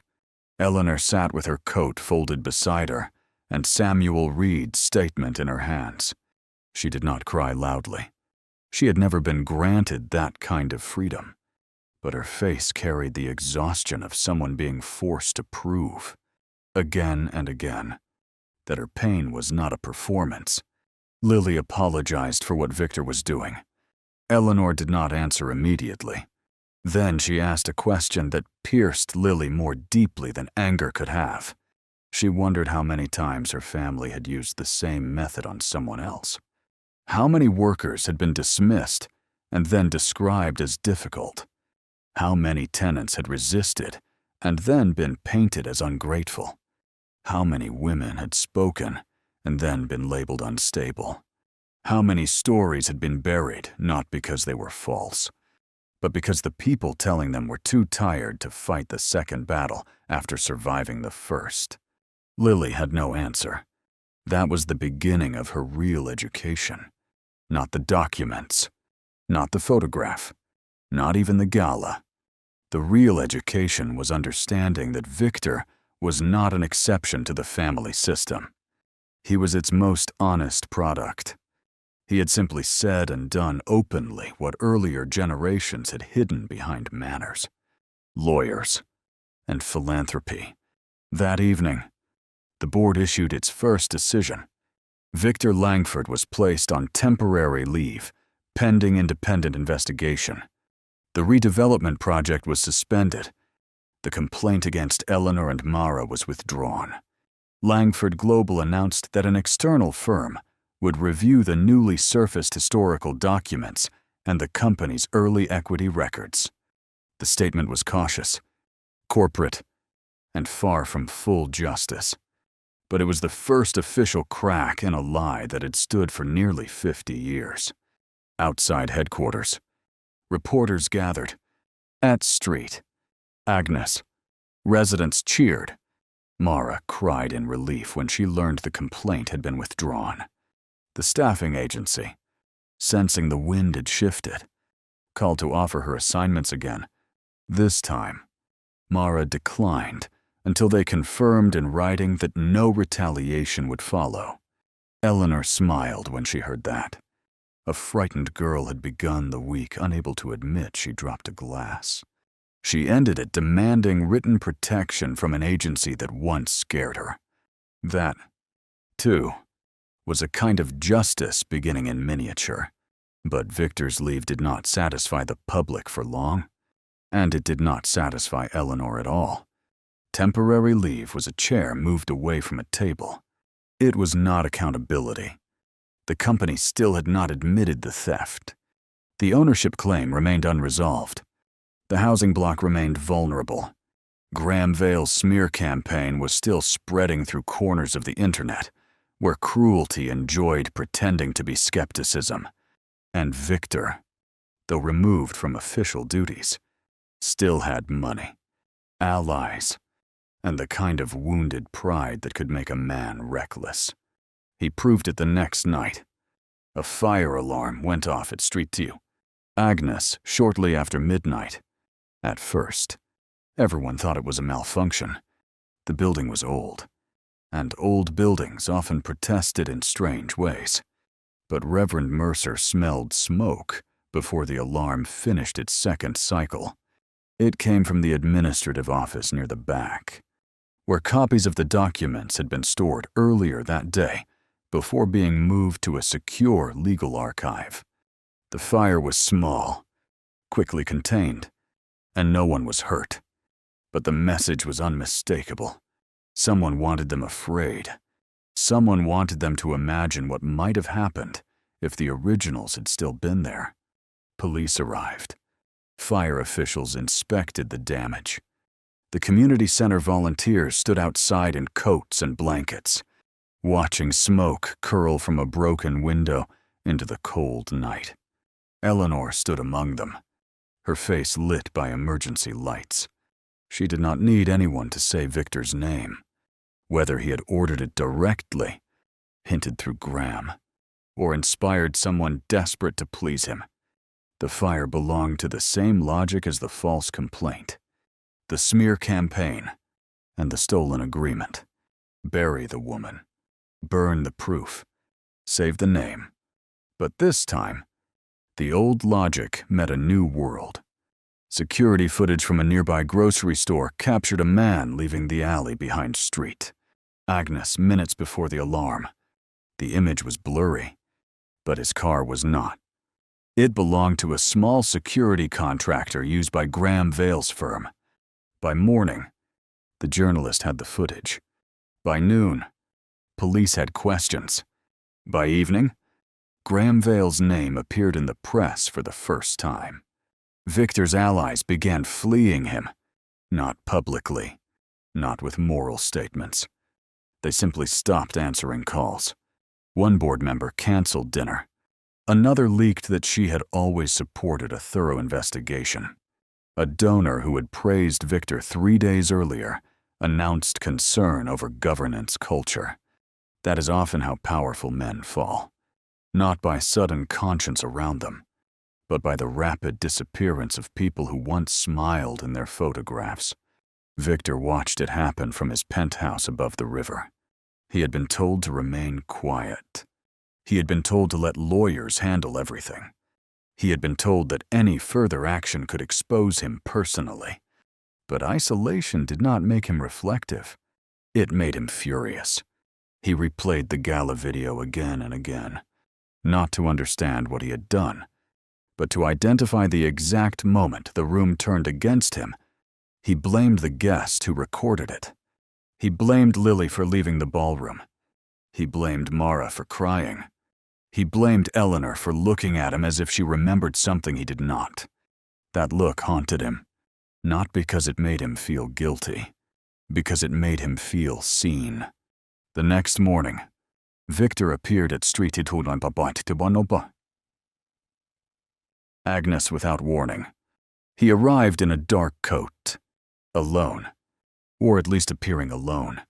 Reporters were gathered across the street because of the fire, and perhaps that was why he came. He wanted images. He wanted the world to see him approaching the community center, not as a disgraced executive, but as a man willing to face his accusers. In his mind, performance could still rescue him.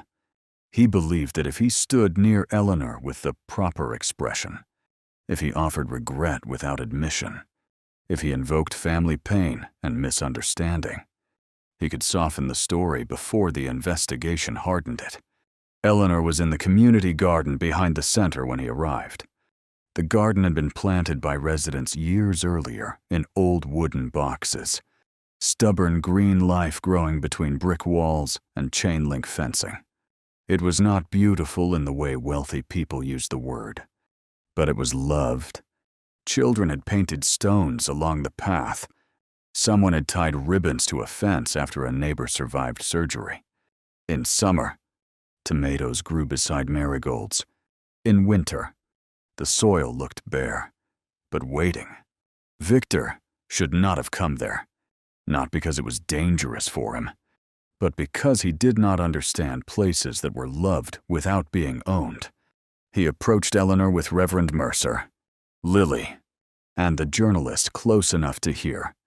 Cameras watched from the sidewalk beyond the fence. Victor lowered his voice, but not enough to escape recording. He expressed regret for how events had unfolded.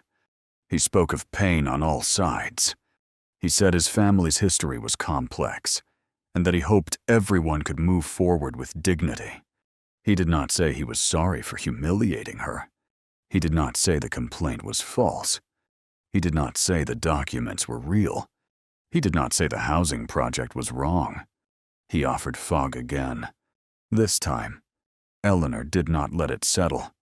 She looked at him for a long moment, the same way she had looked at him in the ballroom.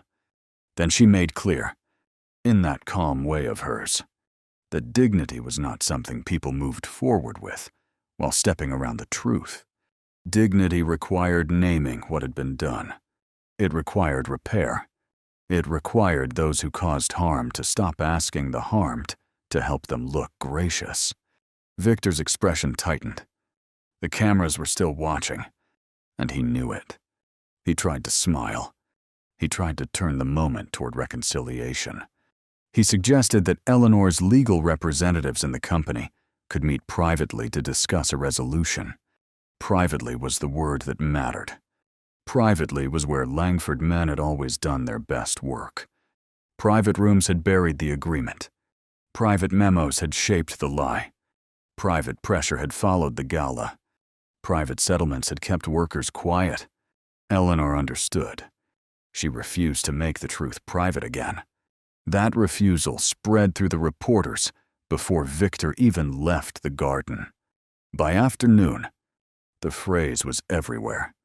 Not because Eleanor had crafted it for publicity, but because it carried the force of a life lesson. The truth would not be made private again. For Victor, it was the final humiliation. For Eleanor, it was the first sentence of freedom. But the greatest reveal was still waiting.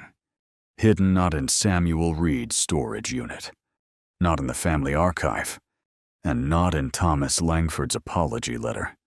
It was waiting in a place no one had searched, because no one believed an old woman with a small apartment could possess anything more powerful than memory. It was waiting in Eleanor's tin box, beneath the photograph, beneath the agreement, beneath the newspaper clippings, inside an envelope so faded that even she had almost forgotten why she kept it separate. That night, after the reporters left and Street, Agnes grew quiet. Eleanor opened the envelope again for the first time in years. Inside was a cassette tape, On its label, written in Thomas Langford's hand, were 3 words and a date. Not for court, for conscience. Eleanor held it beneath the kitchen light, feeling the past gather around her once more. She had never played the tape for anyone. Not after Thomas died. Not after her brother's funeral. Not during the years when lawyers would have dismissed it as too late, too emotional, too difficult to authenticate. She had kept it because some part of her could not throw away the last sound of the man who had betrayed her and regretted it too late. But now, with Victor still fighting, with the company still measuring justice against liability, with the housing block still waiting under threat, Eleanor understood that the tape was no longer a relic of private grief. It was evidence of a family secret even Lily did not know. And once the world heard Thomas Langford's own voice, the empire would not merely crack. It would have to choose whether to finally tell the truth or collapse beneath the weight of every lie it had ever protected. For a long time, Eleanor simply held the cassette in her hands. It looked too small to carry the weight of a buried life. Its plastic case was scratched, its paper label yellowed at the edges, and the ink had faded into the color of old bruises. Anyone else might have mistaken it for a forgotten piece of junk, the kind of thing found in a drawer after someone dies, kept only because throwing it away feels too final. But Eleanor knew better. She knew the sound trapped inside that cassette. She knew the voice. She knew the hesitation between words, the guilt pressed into every breath, the terrible weakness of a man who had understood the truth only after he had already allowed the lie to grow roots. Thomas Langford had sent it to her 3 months before his death. By then, he was no longer the confident founder whose face appeared in annual reports and museum plaques. Illness had thinned him. Regret had done worse. His handwriting had become uneven, and his letters arrived less like explanations than confessions, too late to become courage. Eleanor had not answered most of them. There are apologies that arrive after the damage is done and ask the wounded person to carry one more burden, the burden of making the guilty feel forgiven. She had not wanted that burden. The cassette had come wrapped in brown paper with no return address, though she knew immediately who had sent it. At the time, she owned no working player. For nearly a year, it remained unopened. Then, on a winter night, when loneliness made the past louder than usual, she borrowed an old tape recorder from a neighbor and listened. She had never listened again, not because the recording was unimportant, but because it was too important. Thomas's voice had carried the truth she had spent years trying to prove, but it had also carried the unbearable sound of a man asking the dead years to forgive him. Eleanor had placed the cassette in the tin box afterward and told herself there was no point. Her brother was gone. Her career was gone. The company had become too large to fight. Thomas was dying. What good could one recorded confession do against a city that had already chosen which version of history it preferred? Now, under the fluorescent light of Street Agnes Community Center, with smoke still faint in the walls from the fire and the city watching Langford Global stumble, Eleanor understood that the tape had waited for a different moment. It had waited until the lie was weak enough to hear it. Lily found her in the kitchen just after midnight. She had been speaking with the housing attorney, preparing for another round of meetings.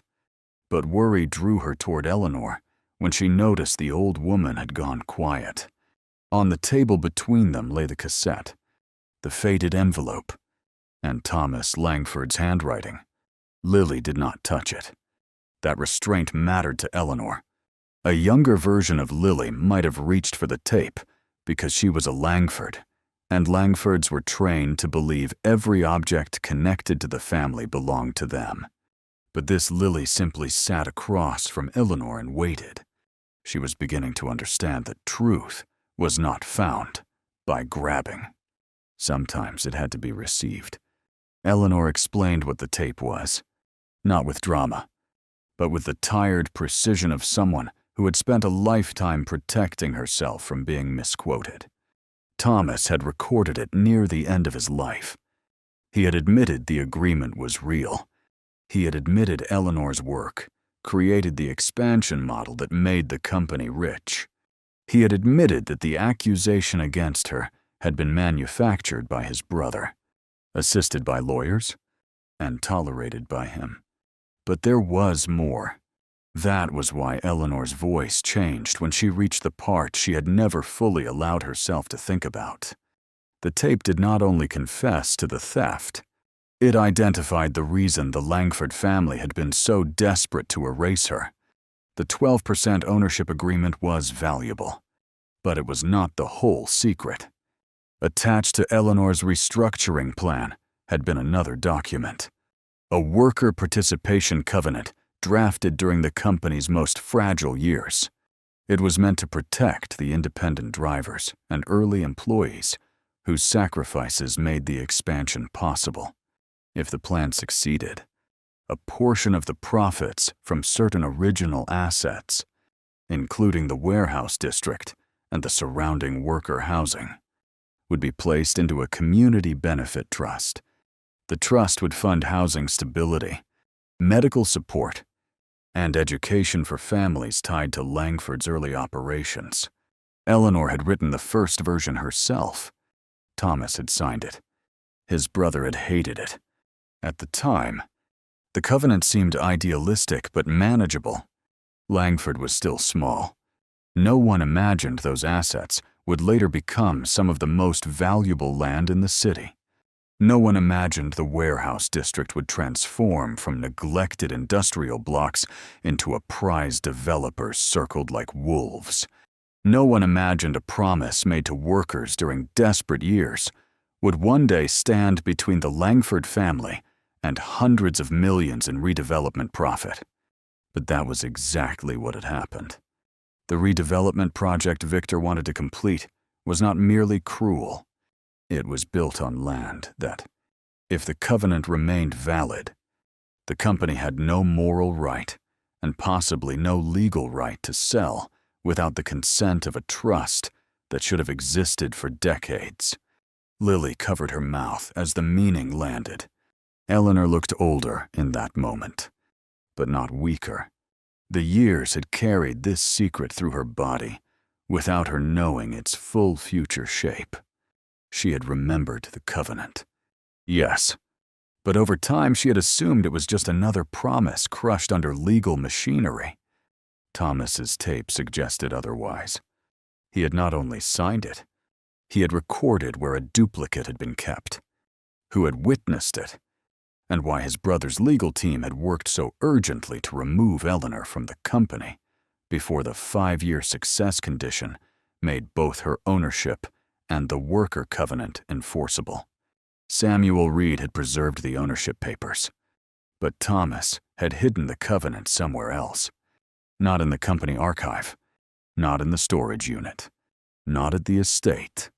He had hidden it inside the cornerstone capsule of the original Langford warehouse, sealed during a publicity ceremony in 1982, before the betrayal was complete and before he fully surrendered to his brother's pressure.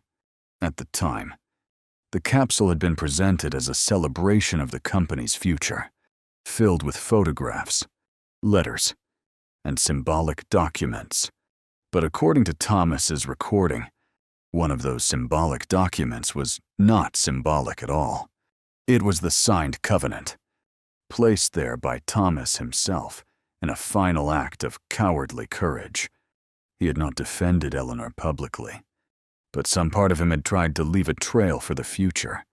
That truth was almost too painful to admire. Thomas had been brave enough to hide evidence, but not brave enough to stop the harm. Eleanor knew the difference. By morning, the tape had been digitized, copied, and secured by the retired judge. An audio expert was contacted. The journalist was told only that another piece of evidence had surfaced, but not yet what it contained. The housing attorney studied the implications with growing intensity. If the covenant could be recovered and authenticated, it would change everything. The redevelopment project would not merely be delayed, it could be frozen indefinitely. The company could be forced to account for decades of unpaid obligations to a trust that should have supported the very families now facing removal. Victor had tried to humiliate a cleaner. He had accidentally awakened the woman who knew where the bones were buried. The problem was that the original warehouse was already fenced off for demolition preparation. Langford contractors had begun internal clearing before the city council postponed the public hearing. Officially, no major demolition was allowed yet. Unofficially, everyone knew how development worked. Walls were weakened. Records disappeared. Old fixtures were removed. Accidents happened. By the time anyone obtained an injunction, the thing worth preserving had often been damaged beyond repair. The cornerstone could not wait. The housing attorney filed an emergency motion. The journalist prepared a story about the possible historical covenant without revealing the exact location. Lily used her remaining access to obtain site schedules and discovered that a contractor had been ordered to perform unscheduled structural work near the warehouse entrance that afternoon. The order had not come through normal channels. It had come from a consultant connected to Graham Vale. Victor was still trying to bury the truth in real time. This time, he did not understand how many people were watching. By noon, residents from the old housing block gathered outside the warehouse fence. Not violently, not chaotically. They came with phones, handmade signs, folding chairs, thermoses of coffee, and the stubborn patience of people who had learned that survival often means showing up before anyone invites you. Former drivers arrived wearing old Langford jackets faded by years of use. Retired clerks brought photographs. Mothers came with children. Elderly tenants came with walkers. Reverend Mercer stood near the gate with Eleanor beside him, while Lily and the attorney argued with site managers who suddenly could not explain why workers had been sent there. The news cameras arrived shortly afterward. Victor arrived last. That was his mistake. Had he stayed away, he might have claimed ignorance. Had he allowed lawyers to speak, he might have preserved distance. But pride dragged him to the warehouse because he could not bear the sight of Eleanor standing before the first building his family had claimed as sacred ground. To him, the warehouse was branding. To her, it was memory. To the residents, it was proof that their lives had not begun as obstacles to luxury apartments. Victor stepped from his car into a crowd that no longer feared his name. He tried to frame the gathering as trespassing and interference with lawful development. He tried to suggest that rumors were being weaponized against a company that had served the city for generations. He tried to present himself as the reasonable man surrounded by emotion. But the cameras had seen too much by then. They had seen the Gala video. They had read the documents. They had covered the fire at Street. Agnes. They had heard about Graham Vale. Victor's polished language no longer sounded like leadership. It sounded like habit. Eleanor stood near the fence, her small figure almost swallowed by the crowd around her. Yet when she moved closer, people made space. She did not raise her voice. She did not need to. The microphone from a local station caught her words clearly enough as she explained that before Langford became an empire, this warehouse had been held together by people whose names never appeared on plaques. She explained that a promise had been made to those people. She explained that the company's own founder had left evidence that the promise had been hidden. And she asked, not for permission, but for preservation. No stone should be moved until the truth inside it had been examined. The phrase spread before the hour ended. No stone should be moved. For a company built on polished foundations, it was devastating. The court order arrived at 3:17 in the afternoon. Temporary injunction. All work stopped. Site secured pending inspection for potentially relevant historical and legal materials. Victor's face changed when the order was read aloud. He looked, for one moment, like a boy denied something he believed birth had promised him. Then the anger returned, but it had nowhere useful to go. Cameras watched. Police stood nearby. Board representatives had arrived. The contractor stepped back. The cornerstone inspection took place the following morning. Eleanor almost did not attend. Part of her wanted to remain at home, to let younger people handle the dust and the microphones and the legal formalities. She had already given so much of herself to the past. But Reverend Mercer reminded her, gently, that some doors should be opened in the presence of the person they were closed against. So Eleanor came, wearing the same black coat she had worn to the gala. Though Lily had offered to buy her something new, Eleanor refused. The coat had carried the envelope. It had carried the insult. It would carry the return. The warehouse entrance was colder than she remembered. The sign above it had been removed years earlier, replaced by temporary development banners now hanging loose in the wind. Workers exposed the cornerstone carefully under the supervision of preservation officials, attorneys, cameras, and witnesses. Every movement was documented, every tool logged, every fragment handled as if the building itself had become testimony. When the capsule emerged, dull and sealed, the crowd outside fell into a silence so complete that the city noise beyond the fence seemed far away. Inside were the expected artifacts: old photographs, a newspaper, a ceremonial letter from Thomas Langford, a company badge, a route map, and a list of early employees. Then the preservation official removed a sealed packet wrapped in waxed cloth. Eleanor knew before it was opened. Some forms of recognition happened beneath thought. Her body remembered the paper, the size, the fold, the old ache of hope. The packet contained the Worker Participation Covenant, signed by Thomas Langford, his brother, Eleanor Hayes, 2 witnesses, and notarized by Samuel Reed. Attached to it was an addendum confirming Eleanor's authorship of the restructuring model and linking the covenant's activation to the same performance milestones described in her ownership agreement. There were also handwritten notes in Thomas's hand, acknowledging that the company's early expansion depended on sacrifices made by workers and that future prosperity should not erase them. For several seconds, nobody spoke. Then the housing attorney lowered his head, not in defeat, but in the stunned respect that comes when law and justice, so often separated, suddenly stand near each other. Lily began to cry again. Mara, standing beside a group of residents, gripped the fence with both hands. Reverend Mercer closed his eyes. Former workers embraced one another.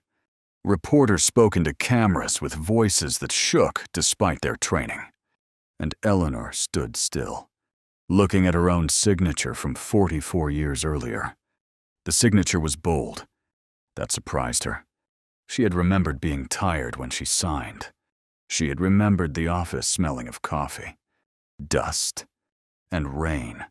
She had remembered Thomas smiling with relief. She had remembered believing, foolishly but beautifully, that men who made promises in hard times would honor them in good ones. But she had forgotten the confidence in her own hand.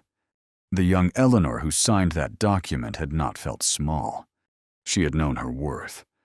The world had spent decades teaching her to shrink afterward. Now her own signature taught her back.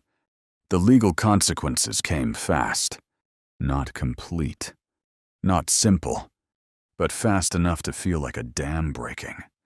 The court extended the injunction. The city suspended all redevelopment approvals. Langford Global's board announced that Victor's temporary leave had become immediate termination for cause, pending further investigation into witness intimidation, misuse of company resources, and actions related to the attempted destruction or concealment of evidence. Graham Vale was questioned by authorities, then abandoned by clients who suddenly claimed they had never really understood his methods. The contractor linked to the warehouse order cooperated quickly once he realized he was not being protected. Charles Langford resigned from the family foundation. His statement was as careful as ever. But this time, careful was not enough to save him from shame. He admitted that the family had failed to confront serious wrongs in its history, and that the company's legacy required repair beyond words. It was not the confession Eleanor deserved, but it was the first public admission by a Langford elder that the myth had been false. Victor did not resign from anything willingly. He fought. He threatened lawsuits. He claimed the board had panicked under media pressure. He accused Lily of conspiring with activists. He suggested Eleanor was being manipulated by lawyers who wanted a payday. But every accusation weakened him because every new investigation found more. Messages connected him to Graham's smear campaign. Financial records linked Langford discretionary funds to surveillance of Street. Agnes. The false complaint after the Gala had his approval trail attached. The attempted warehouse work had been requested through intermediaries or too close to him to explain away. And then came the poetic justice. No one planned, but everyone understood. Victor had spent his career building the redevelopment project as the monument to his leadership. It was supposed to be his signature achievement, the project that would separate him from his father, modernize the family brand, and place his name permanently in the city's skyline. Instead, the land he tried to clear became the center of the Eleanor Hayes Worker Trust. The very covenant his family buried was revived through a settlement overseen by the court, negotiated under pressure from shareholders, residents, and the public. Langford Global agreed to fund the trust with a historic payment representing decades of unpaid obligations, along with future revenue shares from any development involving the original warehouse district. The old housing block was not demolished. It was transferred into a protected community ownership structure, renovated with trust funds, and guaranteed long-term affordability for residents. The Memorial Plaza was canceled. In its place, the restored warehouse became the Hayes Reed Community Archive and Training Center, named for Eleanor Hayes and Samuel Reed, the woman who built the model and the clerk who preserved the proof when he lacked the courage to do more. Victor's name appeared nowhere on it. That absence wounded him more deeply than any fine. For a man obsessed with legacy, erasure became the punishment he had tried to impose on others. He had wanted Eleanor removed through the service entrance, unnamed in company statements, dismissed from work, discredited online, and buried beneath procedure. Instead, his own leadership was removed from the company history with a precision that felt almost surgical. Future reports referred to his tenure only in relation to governance failure and the Hayes investigation. Business schools studied the scandal not as a triumph of his ambition, but as a case in inherited arrogance, reputational collapse, and the cost of mistaking silence for consent. He was not ruined into poverty. Men like Victor rarely fall that far. But he lost the thing he valued most: unquestioned importance. Invitations stopped. Calls went unanswered. People who once leaned toward him at dinners now found reasons to speak to someone else. His lawsuits dragged, narrowed, and failed to restore what he wanted. The world did not forget him, which might have been mercy.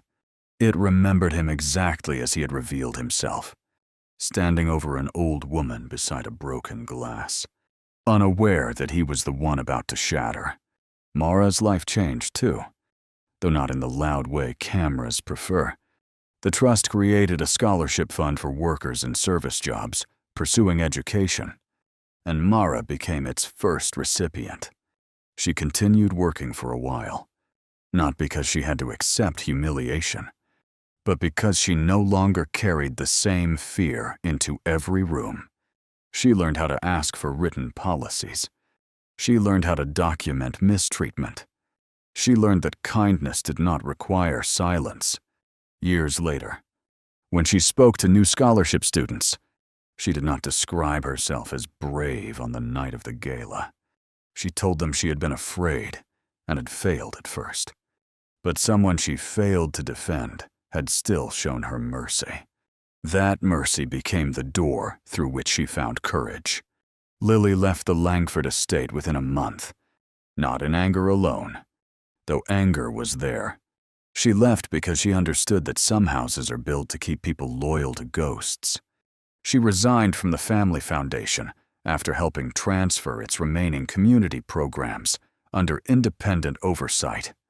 Then, at Eleanor's urging, she joined the board of the new trust, not as a Langford representative, but as a non-voting advisor for historical accountability. That distinction mattered.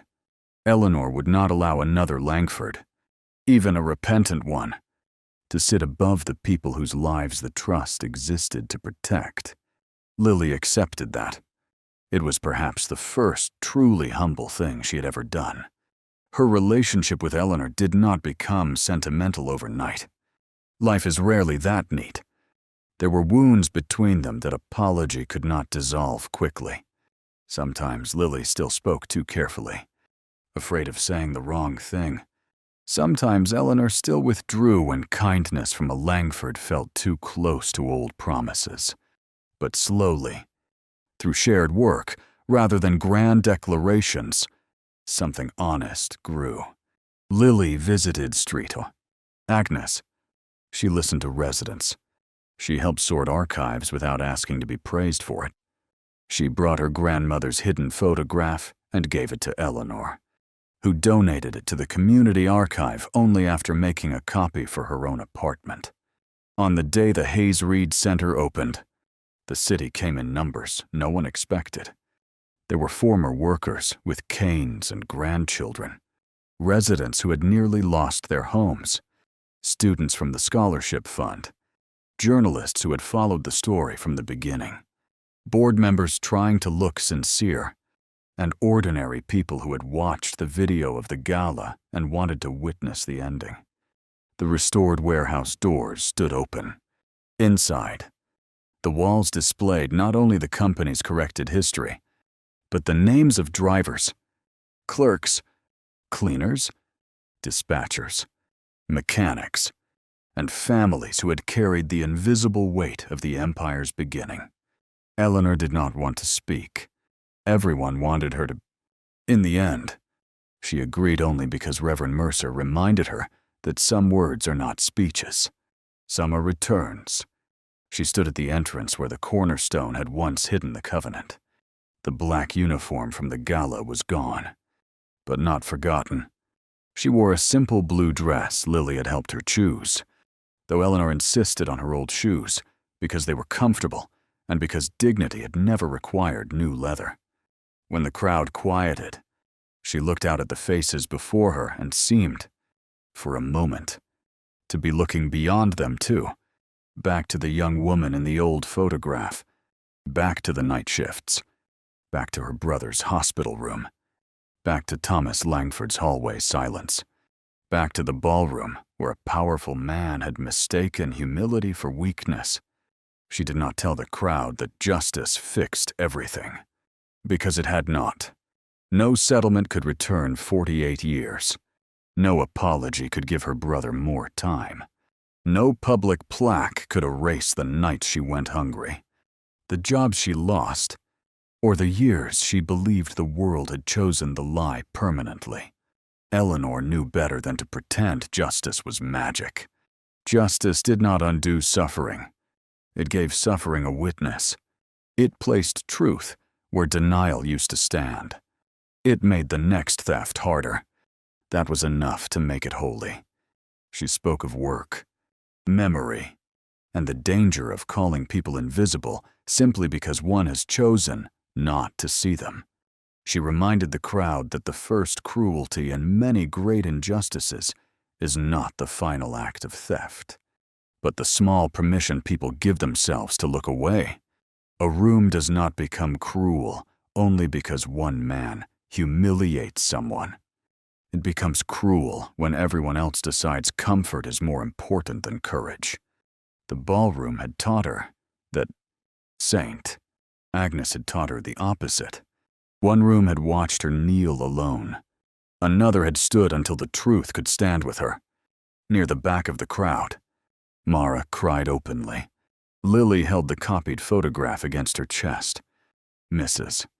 Calloway stood beneath a window, smiling in the quiet way of women who had carried secrets across decades and finally set them down. After the ceremony, Eleanor walked through the archive alone for a few minutes. She saw the original route maps, the ledger pages, Samuel Reed's statement, Thomas Langford's letter, the covenant, and the photograph of herself at 26. Her younger face looked out from behind the glass with that bold, forgotten confidence. Eleanor stood before it for a long time. For years, she had thought of that young woman with sorrow. Now she felt something else. Gratitude. The young Eleanor had signed her name boldly. She had written the plan. She had believed workers deserved protection before anyone praised such language in public reports. She had trusted the wrong men. Yes, but trust was not the shame. Betrayal was. And finally, after nearly half a century, the shame had traveled back to where it belonged. That evening, after the crowds left and the center lights softened, Eleanor returned to her apartment. It was still small. The alley still smelled like bread in the mornings and rain on old brick in the evenings. Her kettle still whistled too loudly. Her chair by the window still creaked. But the apartment no longer felt like the hiding place of a woman erased. It felt like the home of a woman who had survived long enough to hear the world correct itself. On her kitchen table sat two things. The first was the final settlement letter, confirming her restored ownership value, much of which she had already directed into the trust, the scholarship fund, and legal support for displaced workers across the city. She kept enough to live without fear. That was all she wanted. Enough to pay rent without counting coins. Enough for medicine without choosing between pain and groceries. Enough to buy flowers on her brother's birthday and take a taxi when her knees hurt. The second was the broken stem of a crystal glass. Mara had found it after the Gala, tucked near the service corridor, and kept it. Months later, she gave it to Eleanor, not as a reminder of humiliation, but as a reminder of the moment everything began to change. Eleanor had placed it in a small dish by the window. In the morning light, it caught the sun and scattered it across the table in bright fragments. Glass breaks easily. So do lies. Once enough light gets in, Eleanor lived many years after that. Longer than some expected. Not because justice made her young again, but because peace can return strength to places grief has occupied for too long. She spent her mornings at the archive twice a week, helping students understand the difference between official history and honest history. She corrected dates. She identified faces in old photographs. She insisted that cleaners, drivers, and clerks be named properly. When visitors asked whether she hated the Langfords, she did not answer simply. Hatred, she had learned, can become another room. One is trapped inside. She did not want to live in any room built by them. But she also did not offer cheap forgiveness. She believed forgiveness without truth was only another form of silence.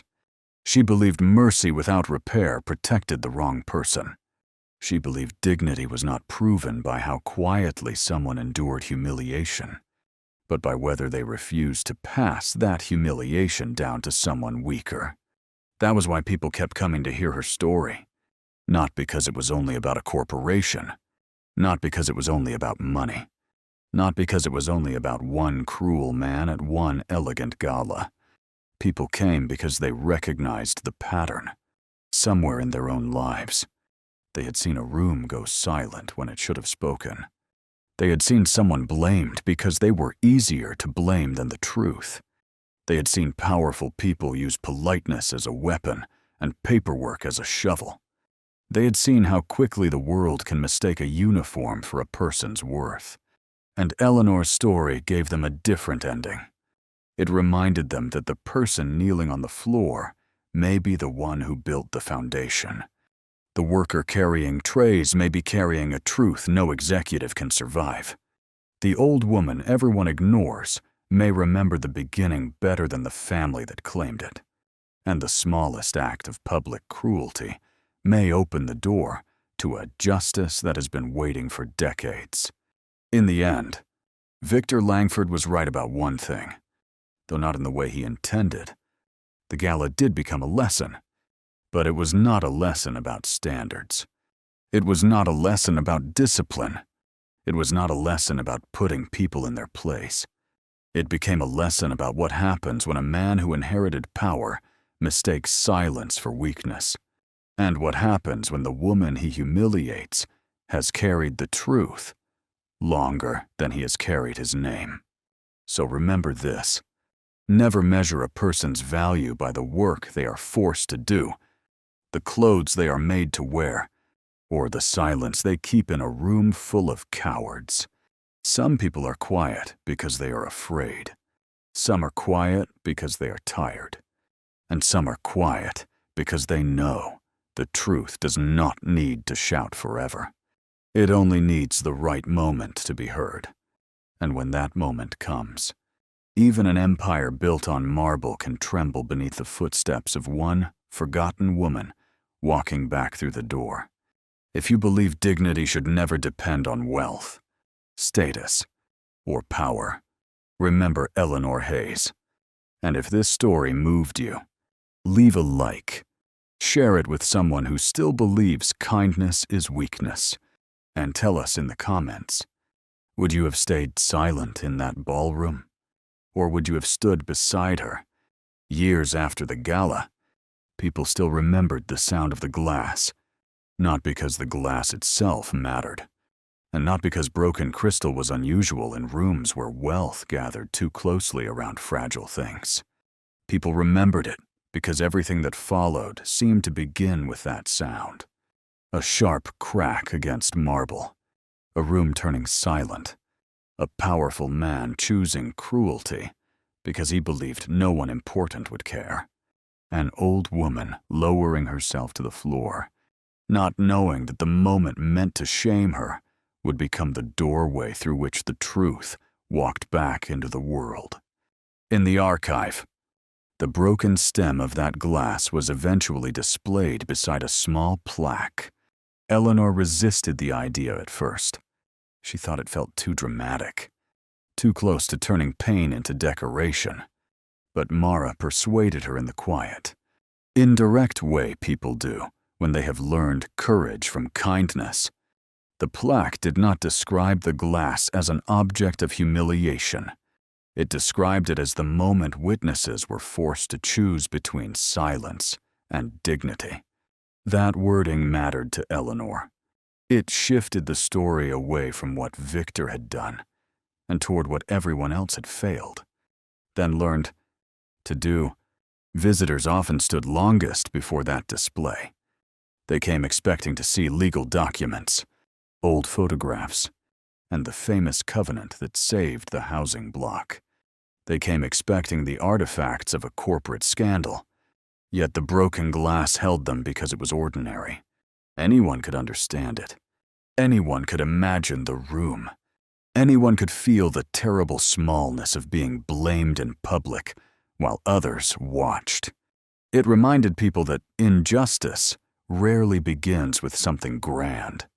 Sometimes it begins with a laugh no one challenges, a false report no one questions, a worker no one names, a lie placed gently into official language until the truth looks rude for interrupting it. Eleanor never liked being called a hero. The word made her uncomfortable, partly because it sounded too clean, and partly because people often use heroes to avoid examining systems. If one extraordinary woman fixes everything, then ordinary people do not have to ask why they stayed silent. Eleanor preferred a harder truth. She had not been fearless. She had been frightened many times. She had delayed many years. She had doubted herself in the dark more often than anyone knew. What saved the story was not perfect bravery. It was memory, evidence, timing, and finally, enough people deciding not to look away at the same time. That was the lesson she gave whenever students visited the archive. She told them that history is not only what powerful people write down. It is also what tired workers remember after their names are removed from the wall. It is what clerks hide in storage units when they cannot stop the crime, but cannot bear to let it vanish. It is what housekeepers preserve in sealed envelopes, what young women find in locked drawers, what communities carry in photographs, songs, recipes, routes, receipts, and stories repeated at kitchen tables long after official plaques have lied. The Hayes Reed Center grew far beyond what anyone expected. At first, it was meant to be an archive and training space. Then it became a legal clinic, then a scholarship office, then a meeting place for tenants from other neighborhoods facing redevelopment, dressed up as progress. Families came with folders of notices they did not understand. Retired workers came with old pay stubs and names of people forgotten by companies that still use their labor in anniversary videos. Students came to research not only Eleanor's case, but the deeper pattern beneath it, how cities praise growth while hiding the people displaced by it. Eleanor watched all of this with a tenderness that surprised her. For most of her life, survival had narrowed her world. Rent, medicine, groceries, memory, grief. These had been the borders of her days. Now her name opened doors for others, not because she had sought fame, but because truth, once restored, can become shelter. The money from her settlement could have allowed her to leave the city, buy a quiet house near the sea, and spend her remaining years far from the place that wounded her. Some people encouraged that. They told her she deserved rest. She did deserve rest. But Eleanor understood that rest did not always mean distance. Sometimes rest means staying in the place where you were erased and no longer feeling the need to disappear. Sometimes healing means hearing children laugh in a building that was almost demolished. Sometimes peace means walking past a plaque with your name on it and knowing it is not there, because powerful people felt generous, but because they were finally forced to stop lying. Victor Langford's life continued, but smaller. That was perhaps the most fitting consequence.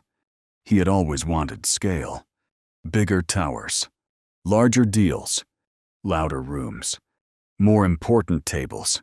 After the scandal, his world contracted, not to poverty, not to the kind of hardship he had imposed on others, but to irrelevance among the class of people who fear shame more than wrongdoing. He still had money, but money alone could not restore the gaze he once commanded. He still had opinions, but fewer people invited him to share them. He still insisted privately that he had been betrayed by weakness, envy, and public hysteria, but the world had moved on without asking his permission.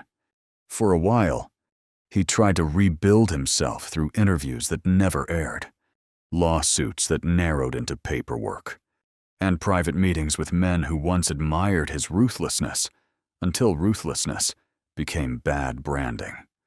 The more he tried to explain, the more he revealed that he had learned nothing. He believed he had lost because people had become too sensitive. He never understood that he had lost because, for once, the people he considered background were connected to one another before he could isolate them. His punishment was not only that he fell, it was that he fell in a way that proved Eleanor's lesson. Power without humility depends on silence. Once silence breaks, it has very little else to stand on. Lily's transformation was slower and more honest because it did not end with one brave act. The world liked to describe her as the Langford who chose the truth. But Lily knew that truth had chased her for years before she stopped running. She carried guilt, and Eleanor never pretended guilt was the same as repair. Their relationship remained careful, sometimes warm, sometimes strained, always real. There were days when Lily's presence comforted Eleanor, and days when the Langford name still felt like a shadow at the edge of the room. But Lily kept showing up. She worked without asking to lead. She listened without trying to center her shame. She used her access to help uncover additional records of workers denied pensions, contractors pressured into silence, and foundation grants used to soften opposition to projects that harmed the very people they claimed to serve. Each discovery hurt her, but pain was no longer an excuse to stop. She had finally learned that inherited privilege becomes inherited responsibility the moment a person stops pretending not to know. Mara became one of the strongest voices at the center.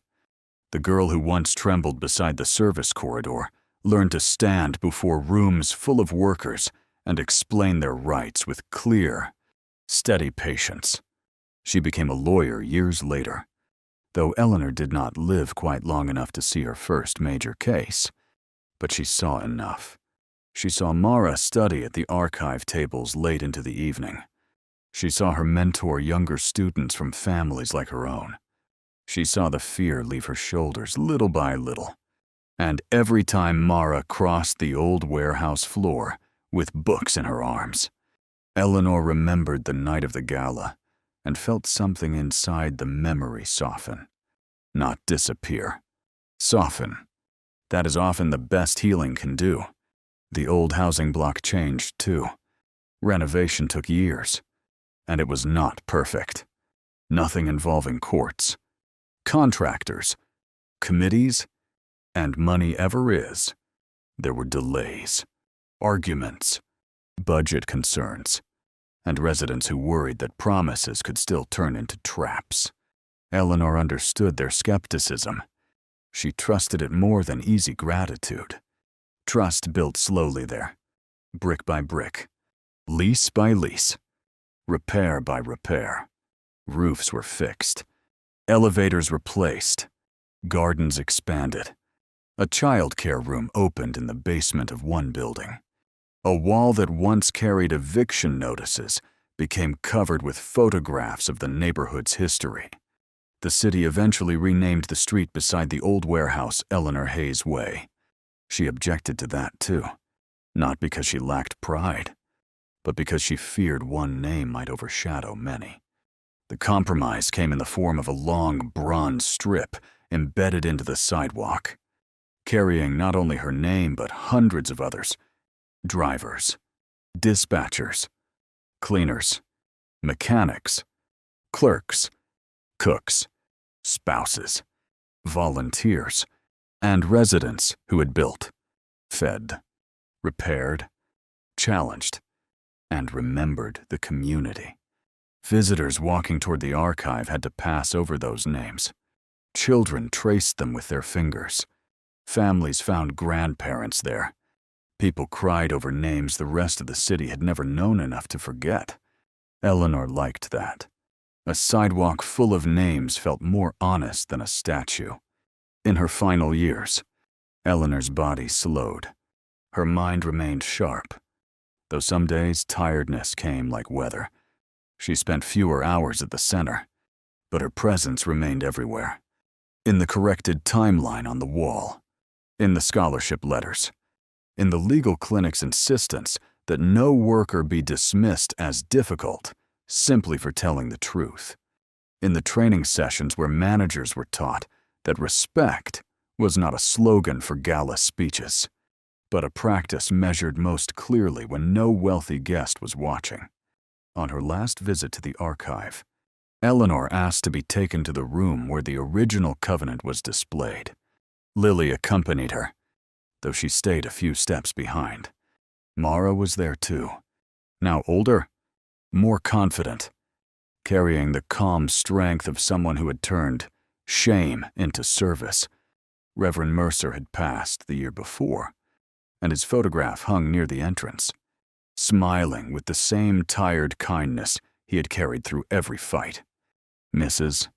Calloway's sealed envelope was displayed nearby, proof that even those forced to serve inside powerful houses can choose, quietly and bravely, to preserve what power once destroyed. Eleanor stood before the covenant for a long time. The signature still looked bold. It no longer surprised her. She had come to recognize that the boldness had always been hers, even during the years when the world made her feel small. The betrayal had not erased it. Poverty had not erased it. The uniform had not erased it. Victor's cruelty had not erased it. It had simply waited beneath the surface, like a seed under winter soil, alive in a darkness that could not last forever. Before leaving, Eleanor placed one hand lightly against the glass case. She did not speak aloud, or at least not in a way others could hear.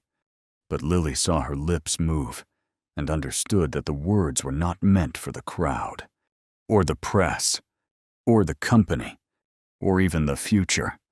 They were meant for the young woman in the photograph, the woman who had signed her name with confidence and paid dearly for trusting the wrong men.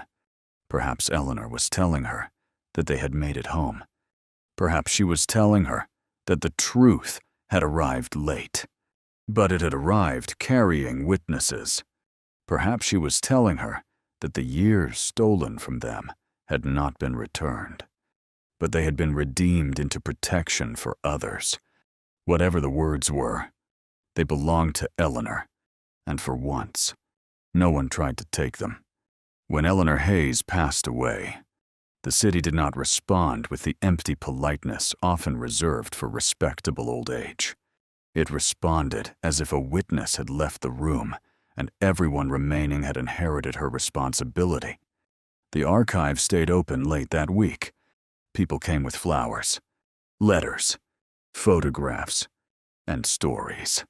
Former residents of the housing block stood beside corporate employees who had joined Langford Global after the reforms. Students read her speeches aloud. Mara placed the broken glass display beneath a small arrangement of white lilies. Lily brought the old photograph from her apartment and stood before it without crying until long after the crowd had gone. Langford Global issued a statement too. This time, it used Eleanor's full name. It acknowledged her as a founding architect of the company's expansion and the author of the Worker Participation Covenant. It admitted that her contributions had been deliberately suppressed and that the company's rise had been stained by actions taken to deny her rightful place in its history. The statement was not perfect. No corporate statement can carry the full weight of a life, but it was public. It was specific. It was permanent, and somewhere beyond the reach of all boardrooms. Perhaps that mattered. Yet Eleanor's real memorial was not the statement. It was the young tenant who kept her apartment because the trust existed. It was the scholarship student who became a nurse. It was the former warehouse worker whose pension claim was reopened. It was the service employee who reported abuse and was believed because policies had changed.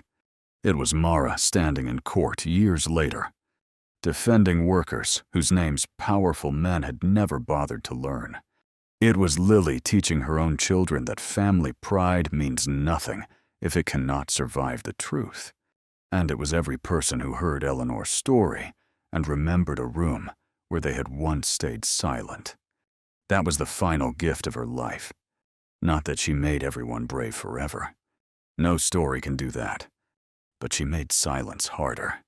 She made cowardice more visible. She made people understand that looking away is never neutral when someone is being humiliated in front of you. She showed that dignity is not granted by wealth, title, age, or applause.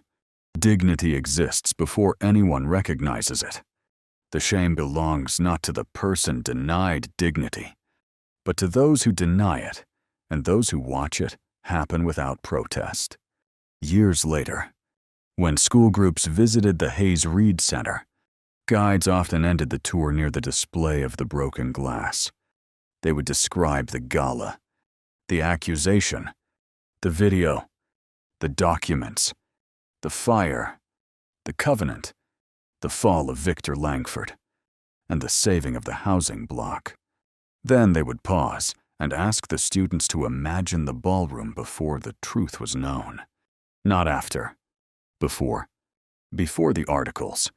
Before the evidence. Before the board meeting. Before the world praised Eleanor. Before it was safe to stand beside her. Because that was the only question that mattered. Who would you have been when she was still just an old cleaner on the floor? The answer was not meant to be spoken quickly. It was meant to follow people home. It was meant to sit beside them in offices, restaurants, classrooms, hospitals, hotels, and family gatherings. It was meant to rise in their throats the next time someone powerful mocked someone powerless. It was meant to turn memory into action before justice required decades of repair. Eleanor Hayes never wanted revenge to be her legacy. She wanted the truth to do what truth is supposed to do when it is finally freed. She wanted it to protect, to correct, to warn, to restore names, to make cruelty costly, to make silence uncomfortable, to make the next Victor Langford hesitate before mistaking a uniform for weakness and a quiet woman for an easy target. And perhaps, in the end, that is why her story endured. Not because an empire fell. Empires fall all the time, often under the weight of their own arrogance.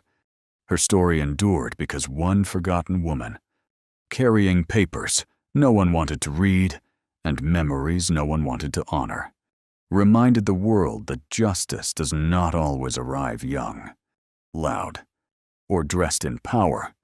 Sometimes justice arrives old. Sometimes it arrives tired. Sometimes it arrives through a service corridor, wearing a plain black coat, holding an envelope close to its heart. Sometimes it kneels to pick up broken glass while everyone else watches. And even then, even in that moment, it is not defeated. It is only waiting. Waiting for one witness. Waiting for one key. Waiting for one document. Waiting for one person brave enough to say that the truth will not be made private again. So let Eleanor's story remain where it belongs. Not locked inside a company archive. Not softened into a polite apology. And not reduced to a scandal that passed through the news and disappeared. Let it remain in every room where dignity is tested. Let it stand beside every worker treated as invisible. Let it trouble every comfortable silence. Let it remind us that the people who build the world are often the first to be pushed out of its photographs. And let it remind us, most of all, that no one is truly powerless when the truth is still alive. A glass may shatter in a second. A lie may survive for decades. But when the right person picks up the pieces, even the sharpest fragments can catch the light. And sometimes, that light is enough to bring an empire to its knees. If this story stayed with you, remember Eleanor Hayes the next time you see someone being treated as if they do not matter. Because in that moment, the choice is not only about them, It is about who you become while everyone else is watching. That woman does not belong in this hearing. Everyone watched the wrong woman. Leonard noticed the box. How is that box here? Naomi stayed perfectly still. I did not come here for myself. A red seal waited. Please let the record speak. And the moment Leonard saw that red seal, his practiced calm disappeared. That seal was never supposed to surface. Arthur sat trapped in silence. I am still here. His mind was still awake. I understand what is happening. Leonard controlled every word. He cannot manage these decisions anymore. He turned illness into weakness. My uncle needs someone to protect him.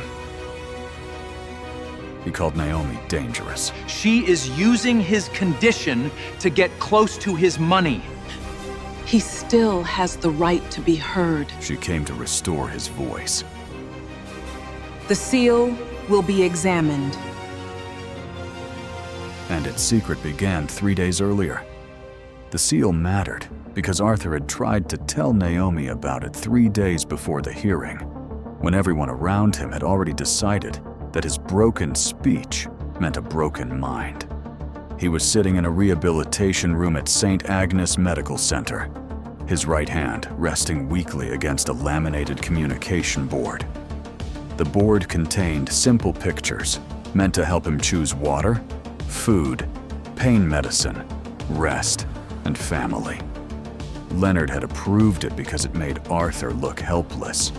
It reduced a man who had built one of the largest manufacturing companies in the state to a row of small drawings that other people could interpret for him.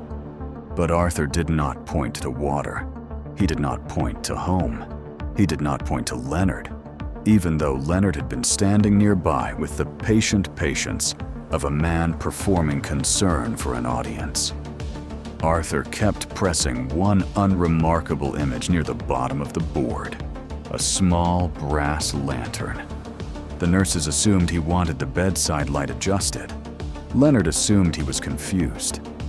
Naomi understood that Arthur was trying to reach a place that had been designed for exactly this moment. For nearly 40 years, Wren Meridian Industries had been known as Arthur Wren's company. It had begun with a single machine shop on the eastern edge of the city and grown into a national manufacturer of building systems, public transit equipment, and low-cost modular housing. Arthur had become wealthy, but the company's most important story was never its market value. Its story was the people who had stayed when business was difficult. Welders, machinists, warehouse workers, clerks, maintenance crews, and families who could trace 3 generations of steady work back to the same factory gates. Arthur liked to say that a company was not a monument to the person who founded it. It was a promise made to the people whose hands kept it standing. He had put that belief into practice in ways that irritated investors and inspired employees. Wren Meridian maintained a housing division that built durable apartments for working families. It funded scholarships for trade students. It kept a medical assistance program for retired employees long after accountants argued that the expense no longer made business sense. Those choices were not sentimental accidents. Arthur had seen what happened when executives treated workers as numbers in a report. His own father had lost a job during a factory consolidation when Arthur was young, and the memory had stayed with him.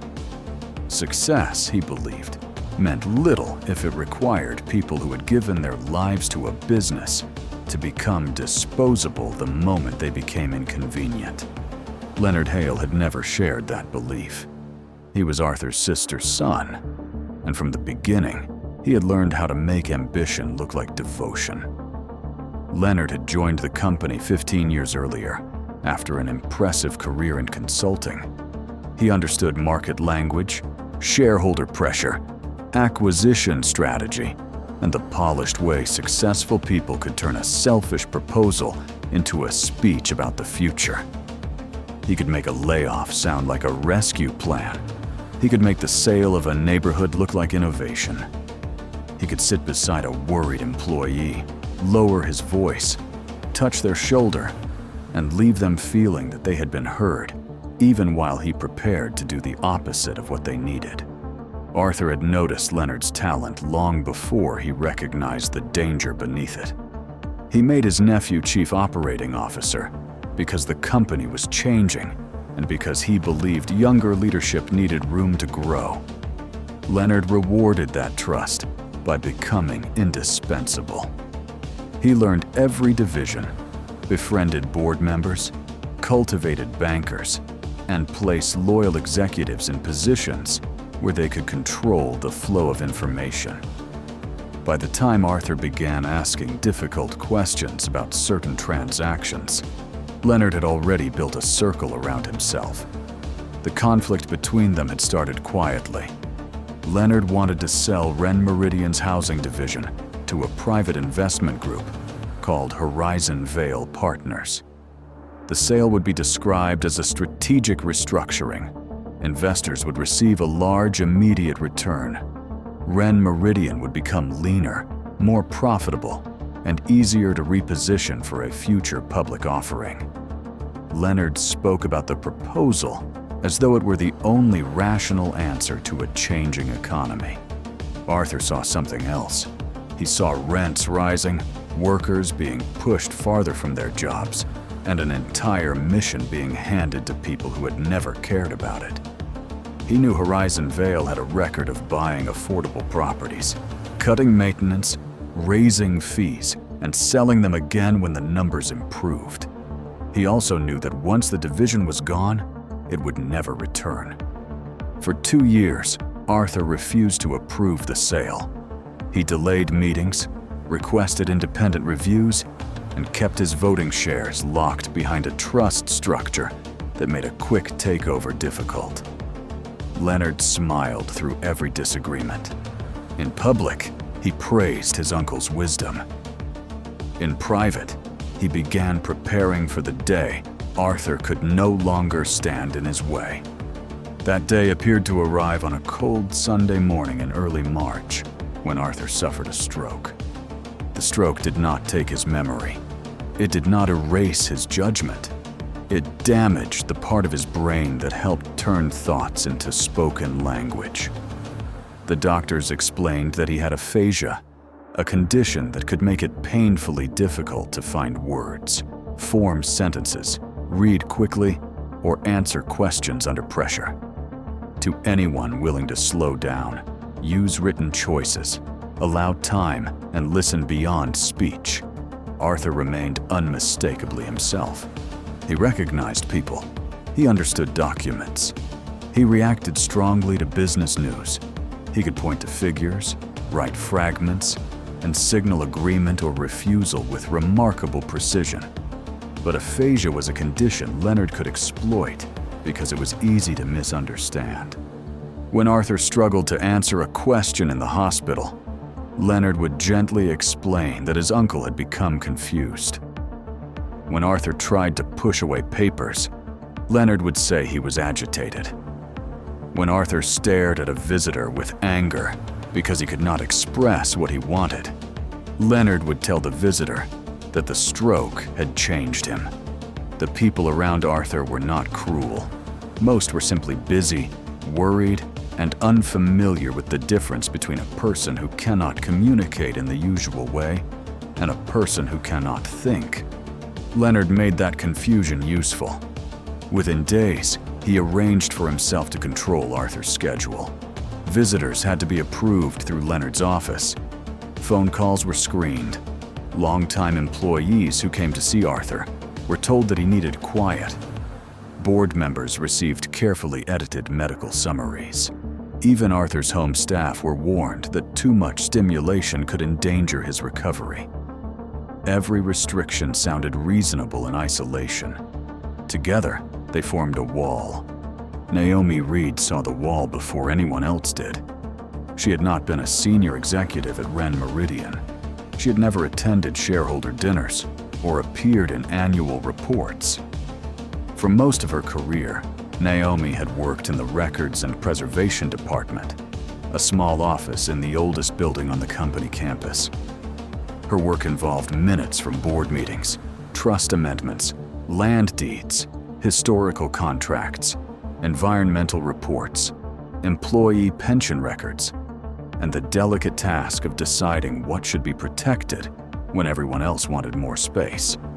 It was work that made powerful people impatient. They wanted files quickly. They wanted old disputes forgotten. They wanted signatures without context and summaries without inconvenient attachments. Naomi had learned that the most important document in a room was often the one someone called outdated. She had come to Ren Meridian in her 20s after her father injured his back at the factory and could no longer work steady shifts. Her father had been proud of the company even when it failed him.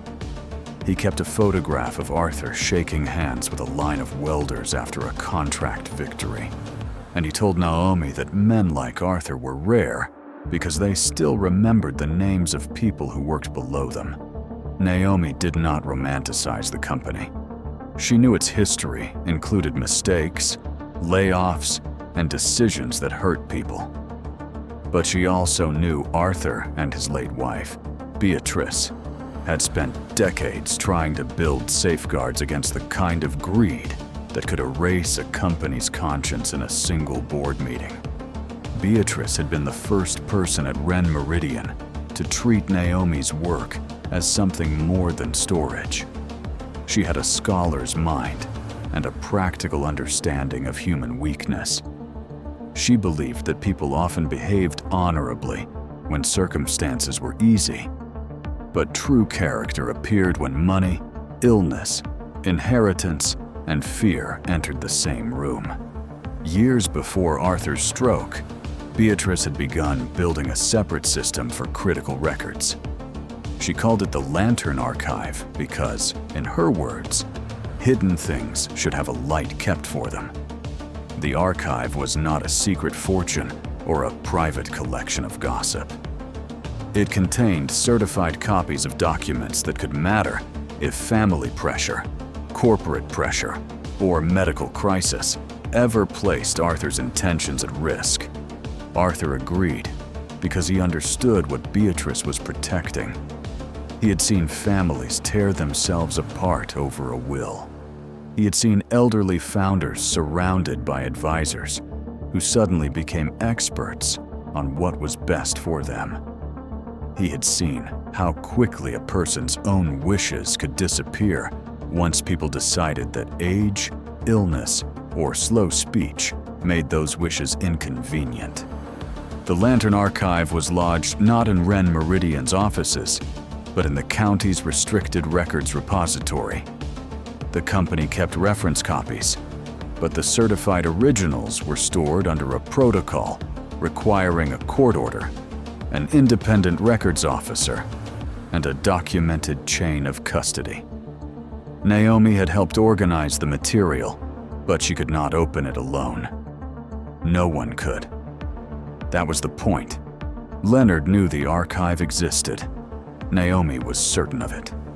He had attended the meeting years earlier, when the capacity safeguards were discussed. Although he had acted bored at the time, he had called them overly cautious and expensive. Beatrice had smiled politely, then asked that his objection be entered into the minutes. After Arthur's stroke, the first sign that Leonard was moving against Naomi came quietly.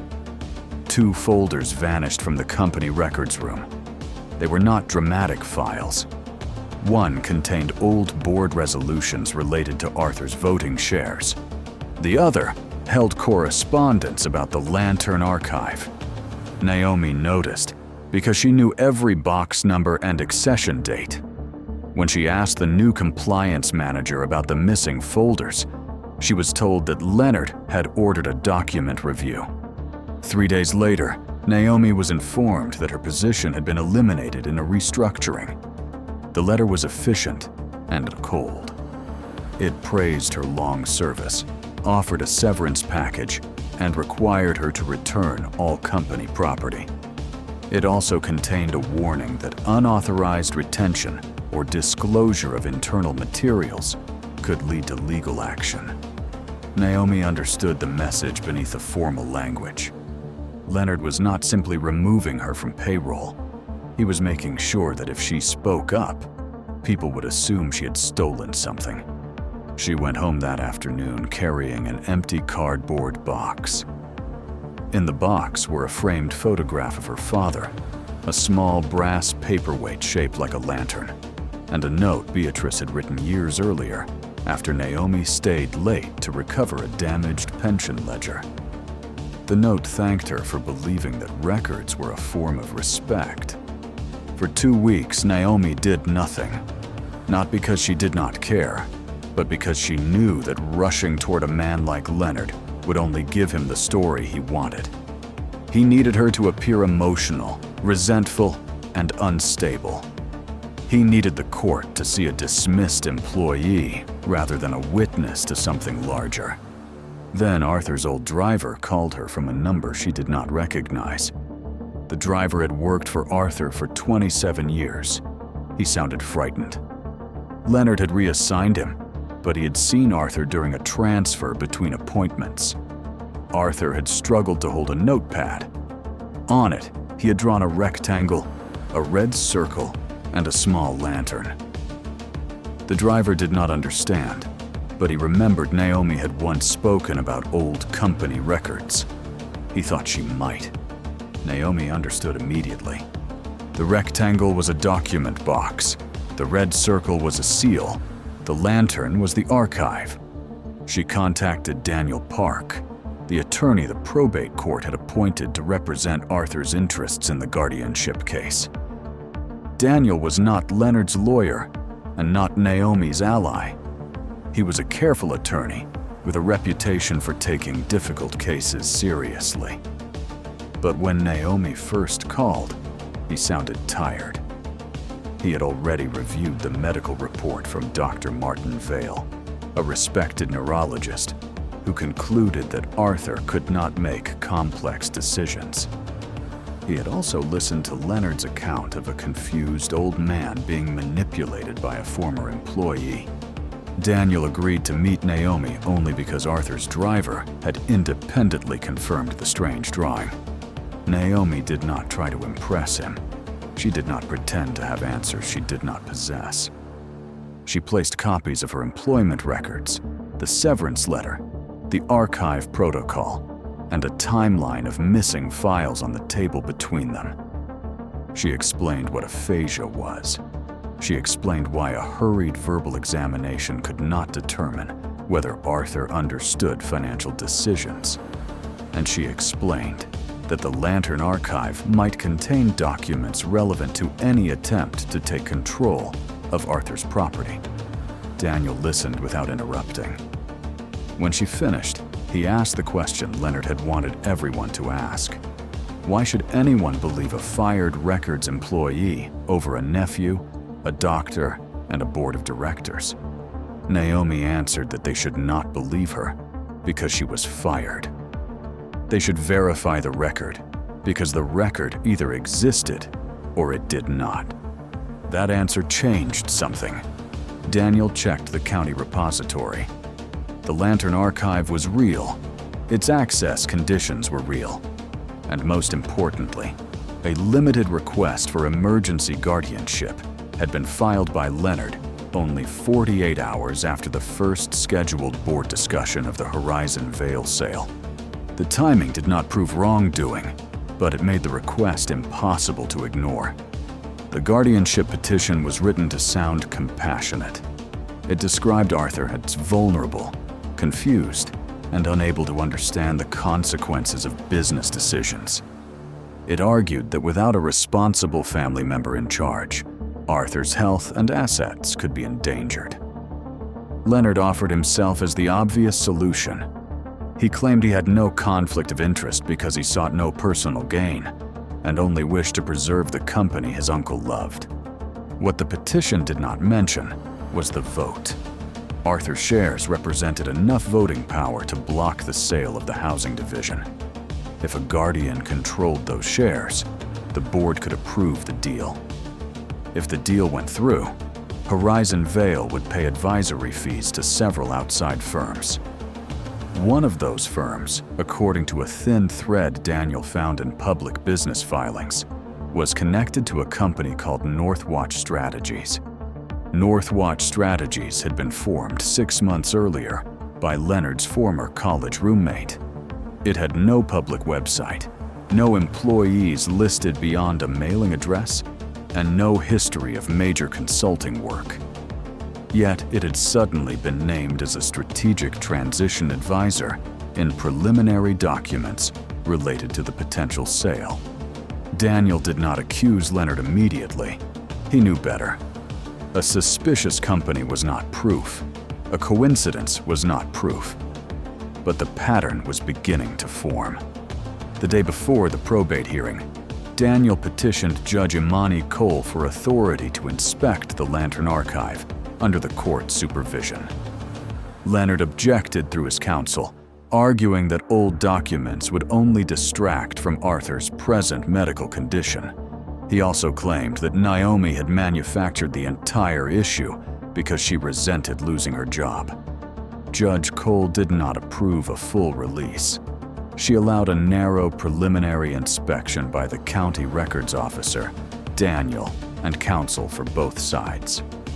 Naomi could attend only as a factual witness because she had helped organize the archive. The limitation frustrated her, but it also protected the process. The evidence had to survive more than outrage. It had to survive scrutiny.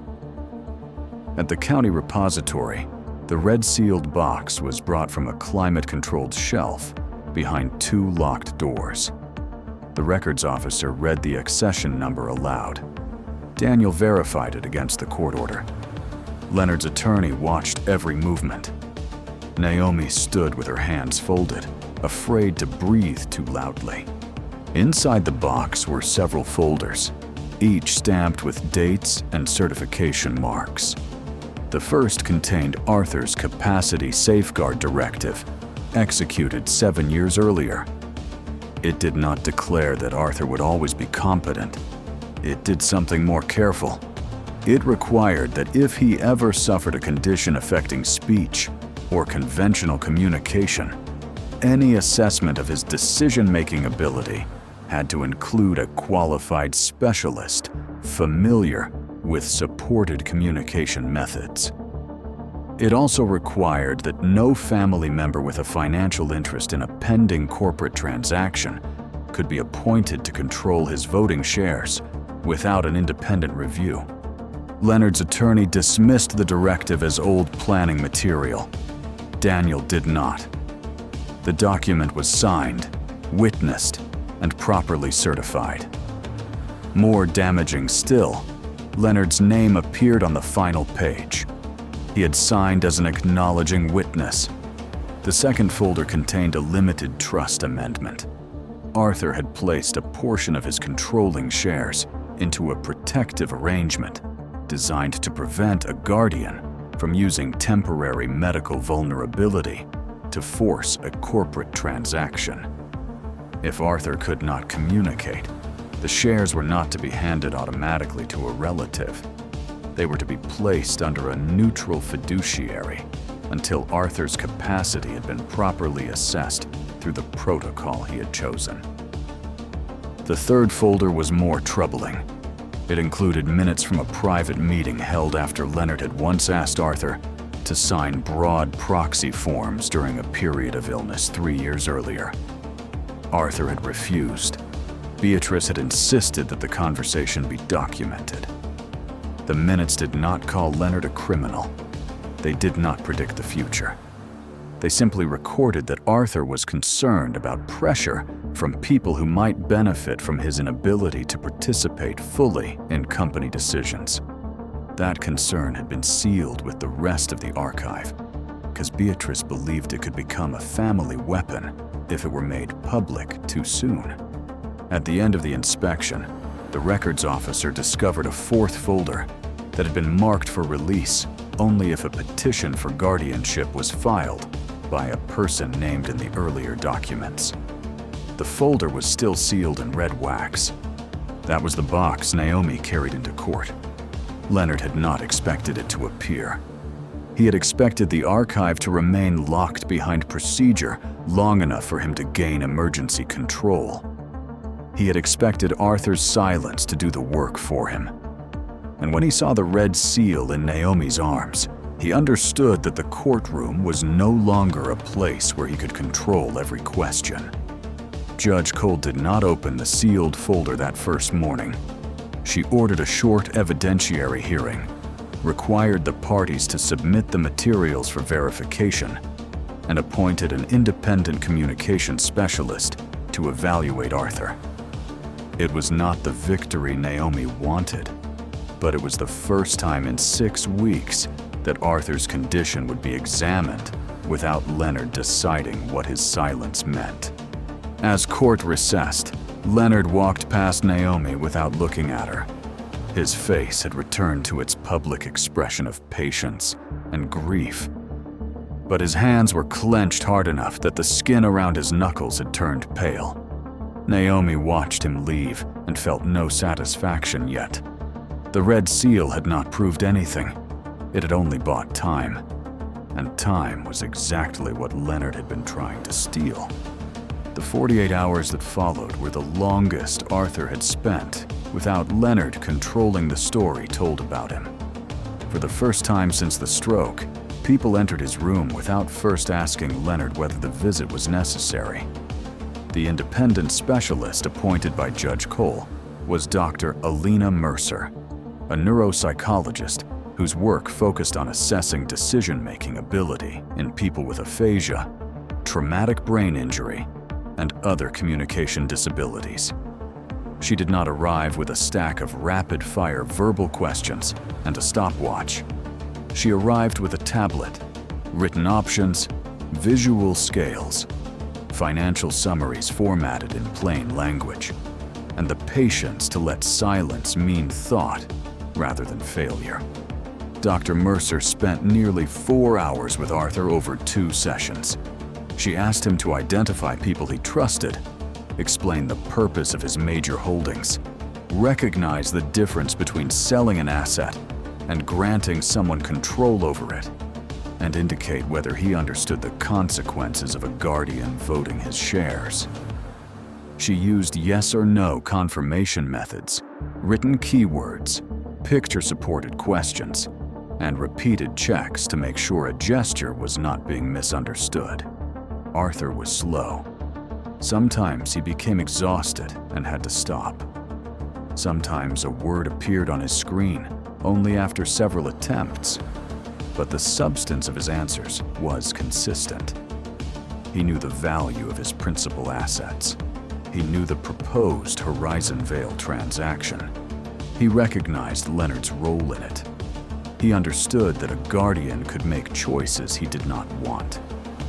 And when asked whether he wanted Leonard to control his health decisions or voting shares, Arthur rejected that choice with a clarity that no one in the room could honestly misread. That conclusion did not end the case. Leonard's lawyers argued that capacity could fluctuate and that the complexity of a corporate sale required more than basic understanding.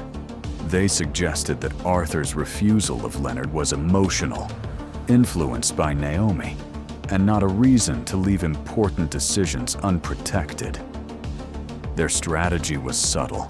They no longer needed to prove Arthur was completely unaware. They only needed to persuade the judge that fear and complexity justified taking control away from him. Daniel began with the independent report. He walked the court through the difference between speech impairment and impaired reasoning. He emphasized that Arthur did not need to prove that he could speak like he had before the stroke. He needed only to show that he could understand and communicate decisions through methods appropriate to his condition. The law was not supposed to reward people for refusing to provide the support that would allow a disabled person to be heard. Leonard's attorney attacked the report carefully. He pointed to Arthur's fatigue. He questioned whether visual aids had made the answers too simple.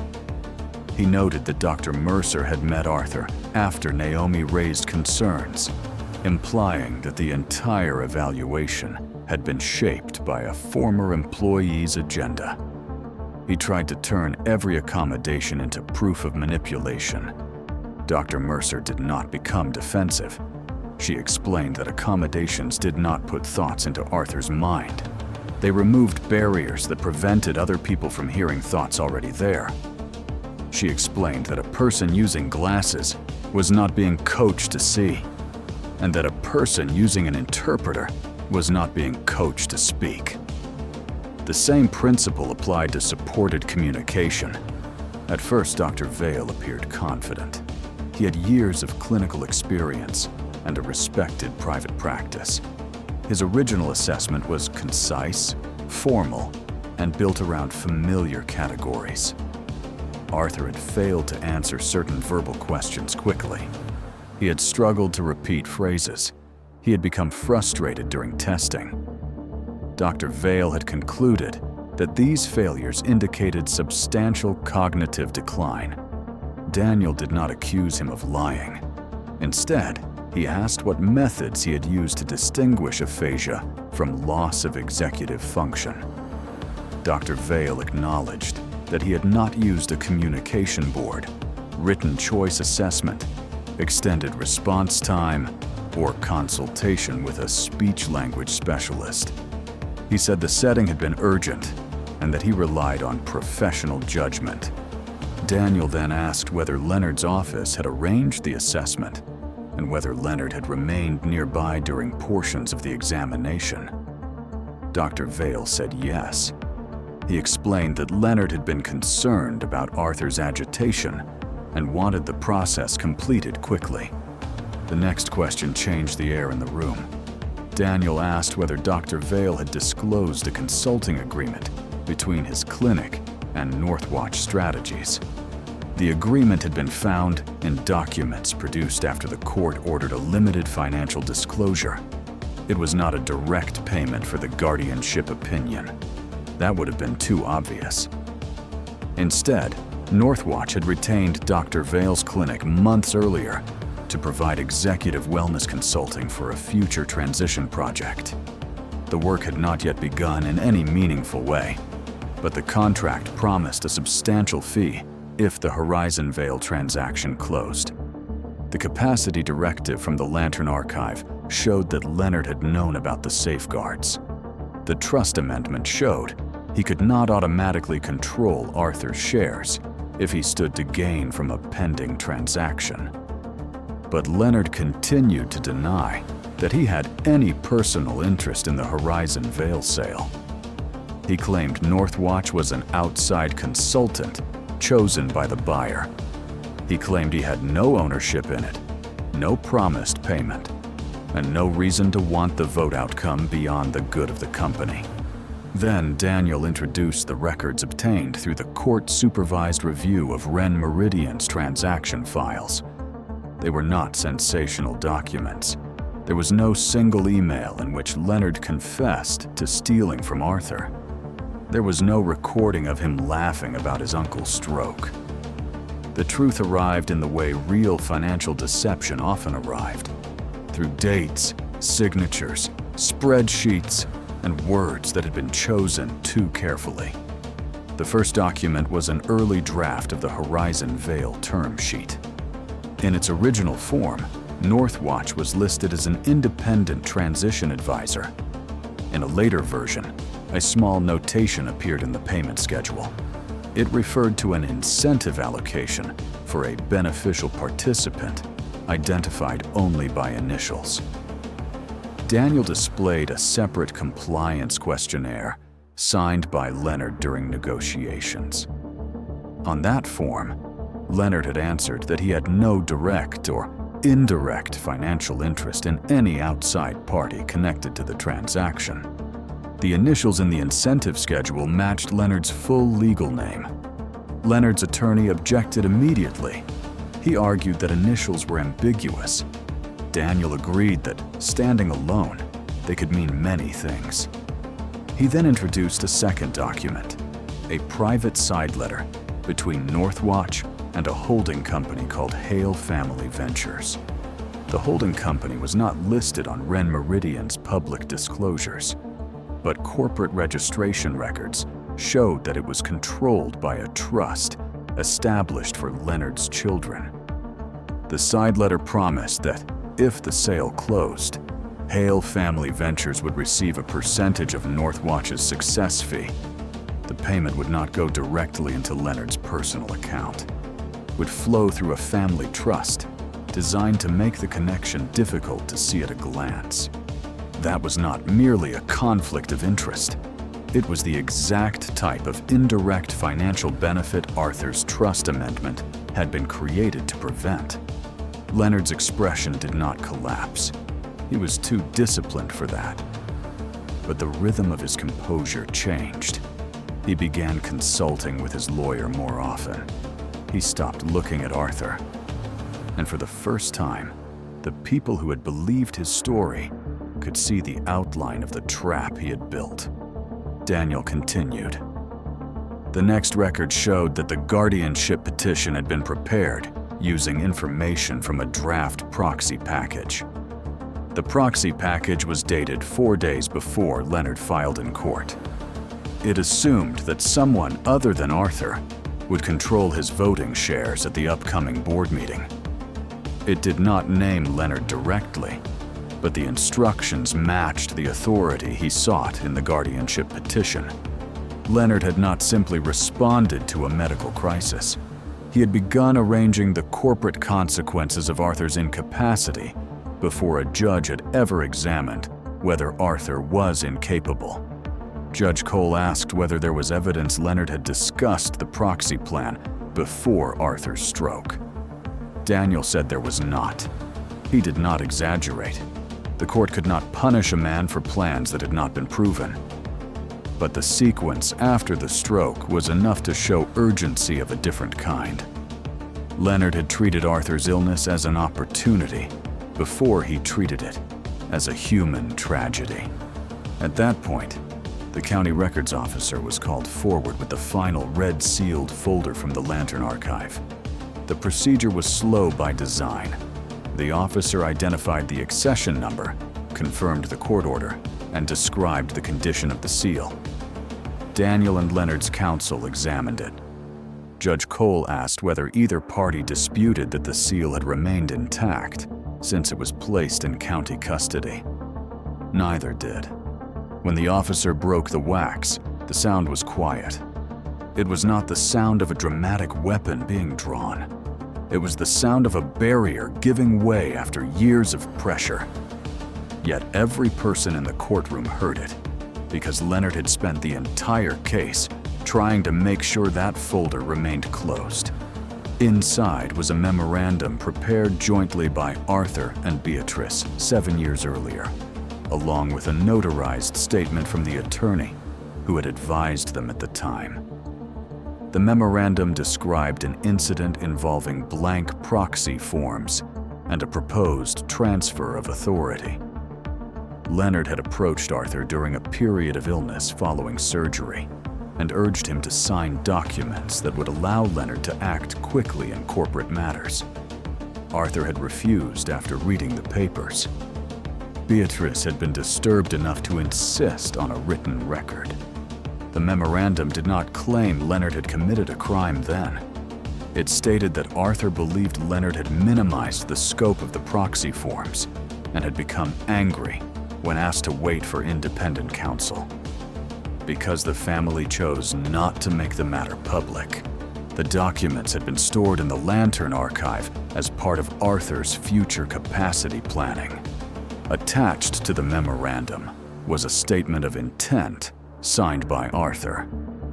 It said that if any future health condition limited his speech or mobility, he wanted the people around him to distinguish between inability to perform quickly and inability to decide. It stated that he did not want Leonard appointed as guardian proxy, conservator, or controller of his voting shares without an independent review, particularly if Leonard could benefit from a company transaction.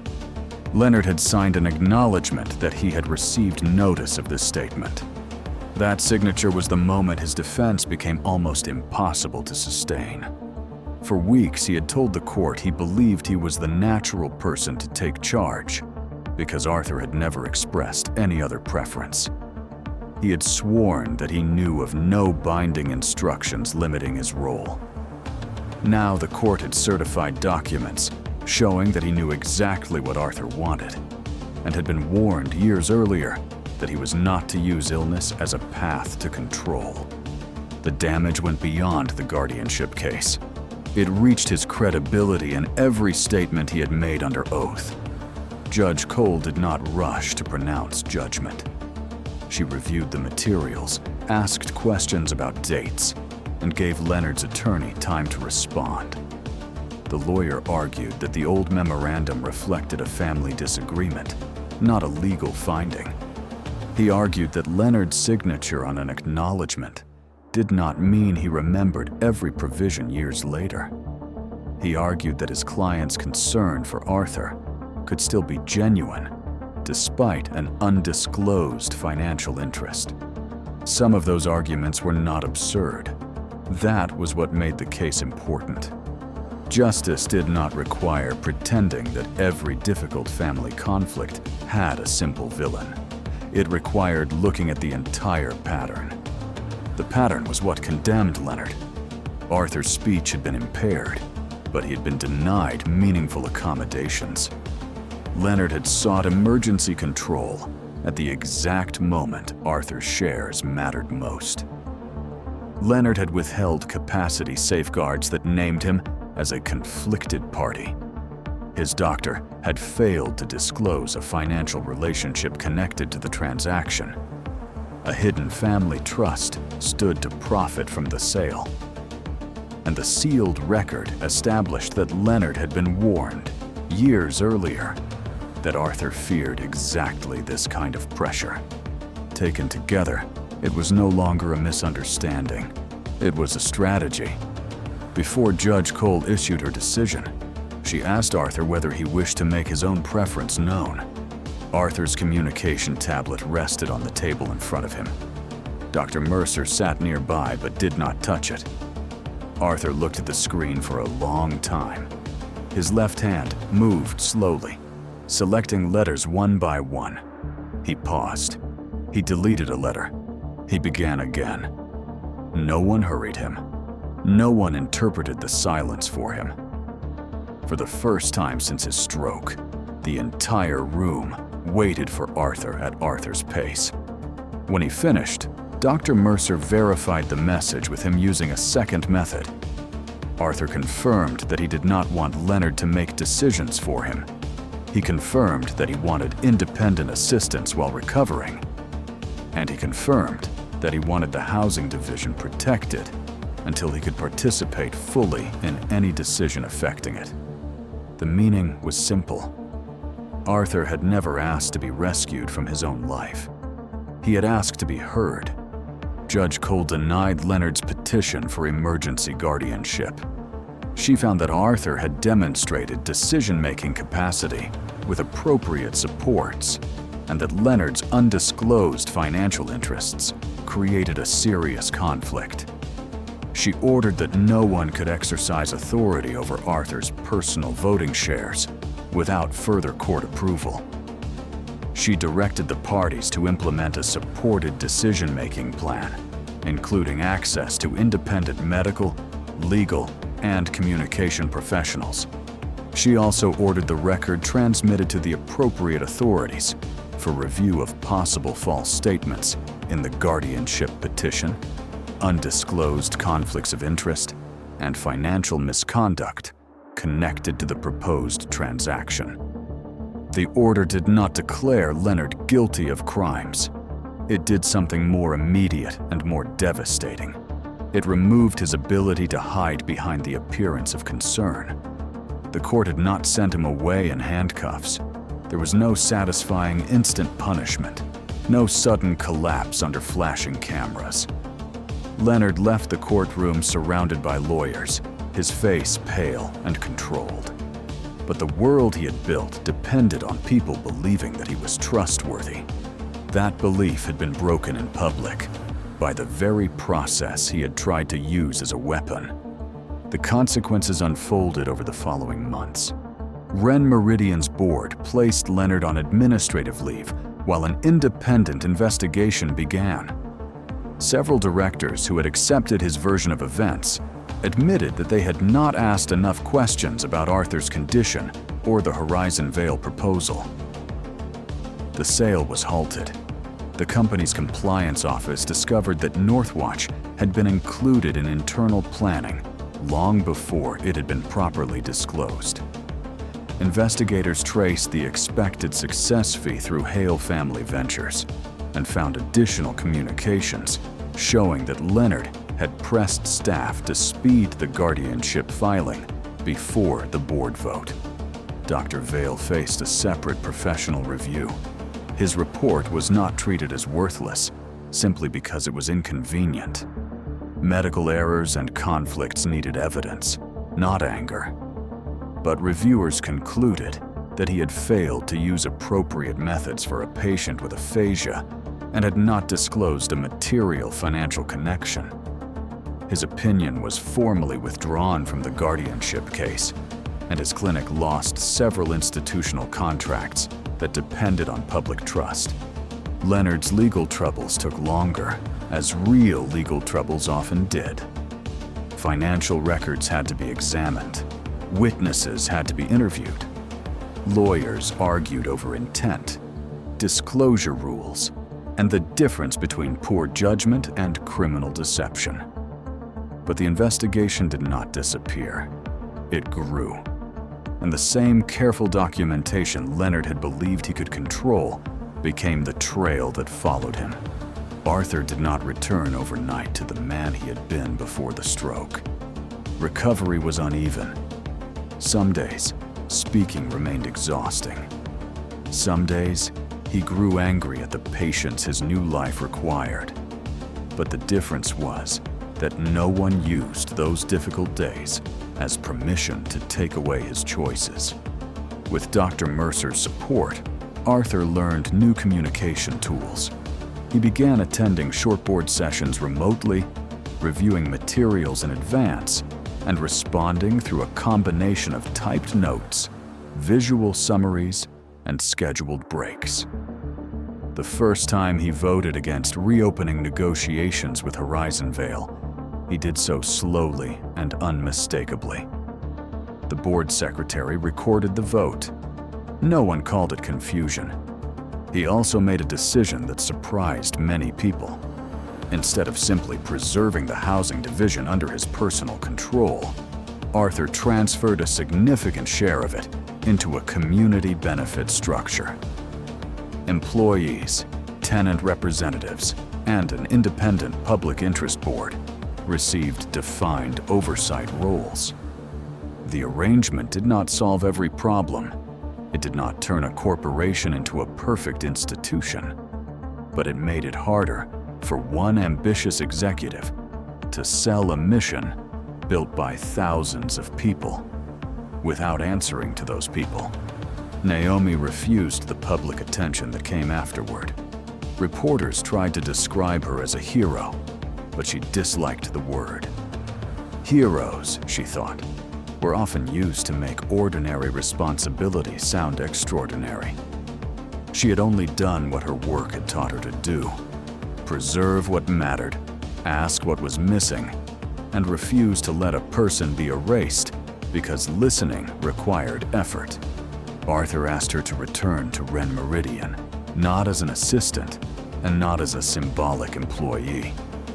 He offered her the role of director of the newly expanded Lantern Archive and its companion advocacy program. The program would help families understand supported decision-making, protect older adults from financial exploitation, and teach organizations how to communicate with people whose disabilities made them easy to dismiss. Naomi accepted only after insisting on one condition. The program could not exist merely to polish the company's image. It had to serve people who had no connection to Ren Meridian and no ability to repay the help. Arthur agreed. A year later, the Lantern Center opened in a restored building near the old factory. Its walls held photographs of workers, copies of historical agreements, and shelves of records that many executives would once have called obsolete. There were meeting rooms for families, legal clinics staffed by volunteers, communication resources for stroke survivors, and a quiet reading room where Naomi kept Beatrice's brass paperweight beneath a glass case. Arthur attended the opening.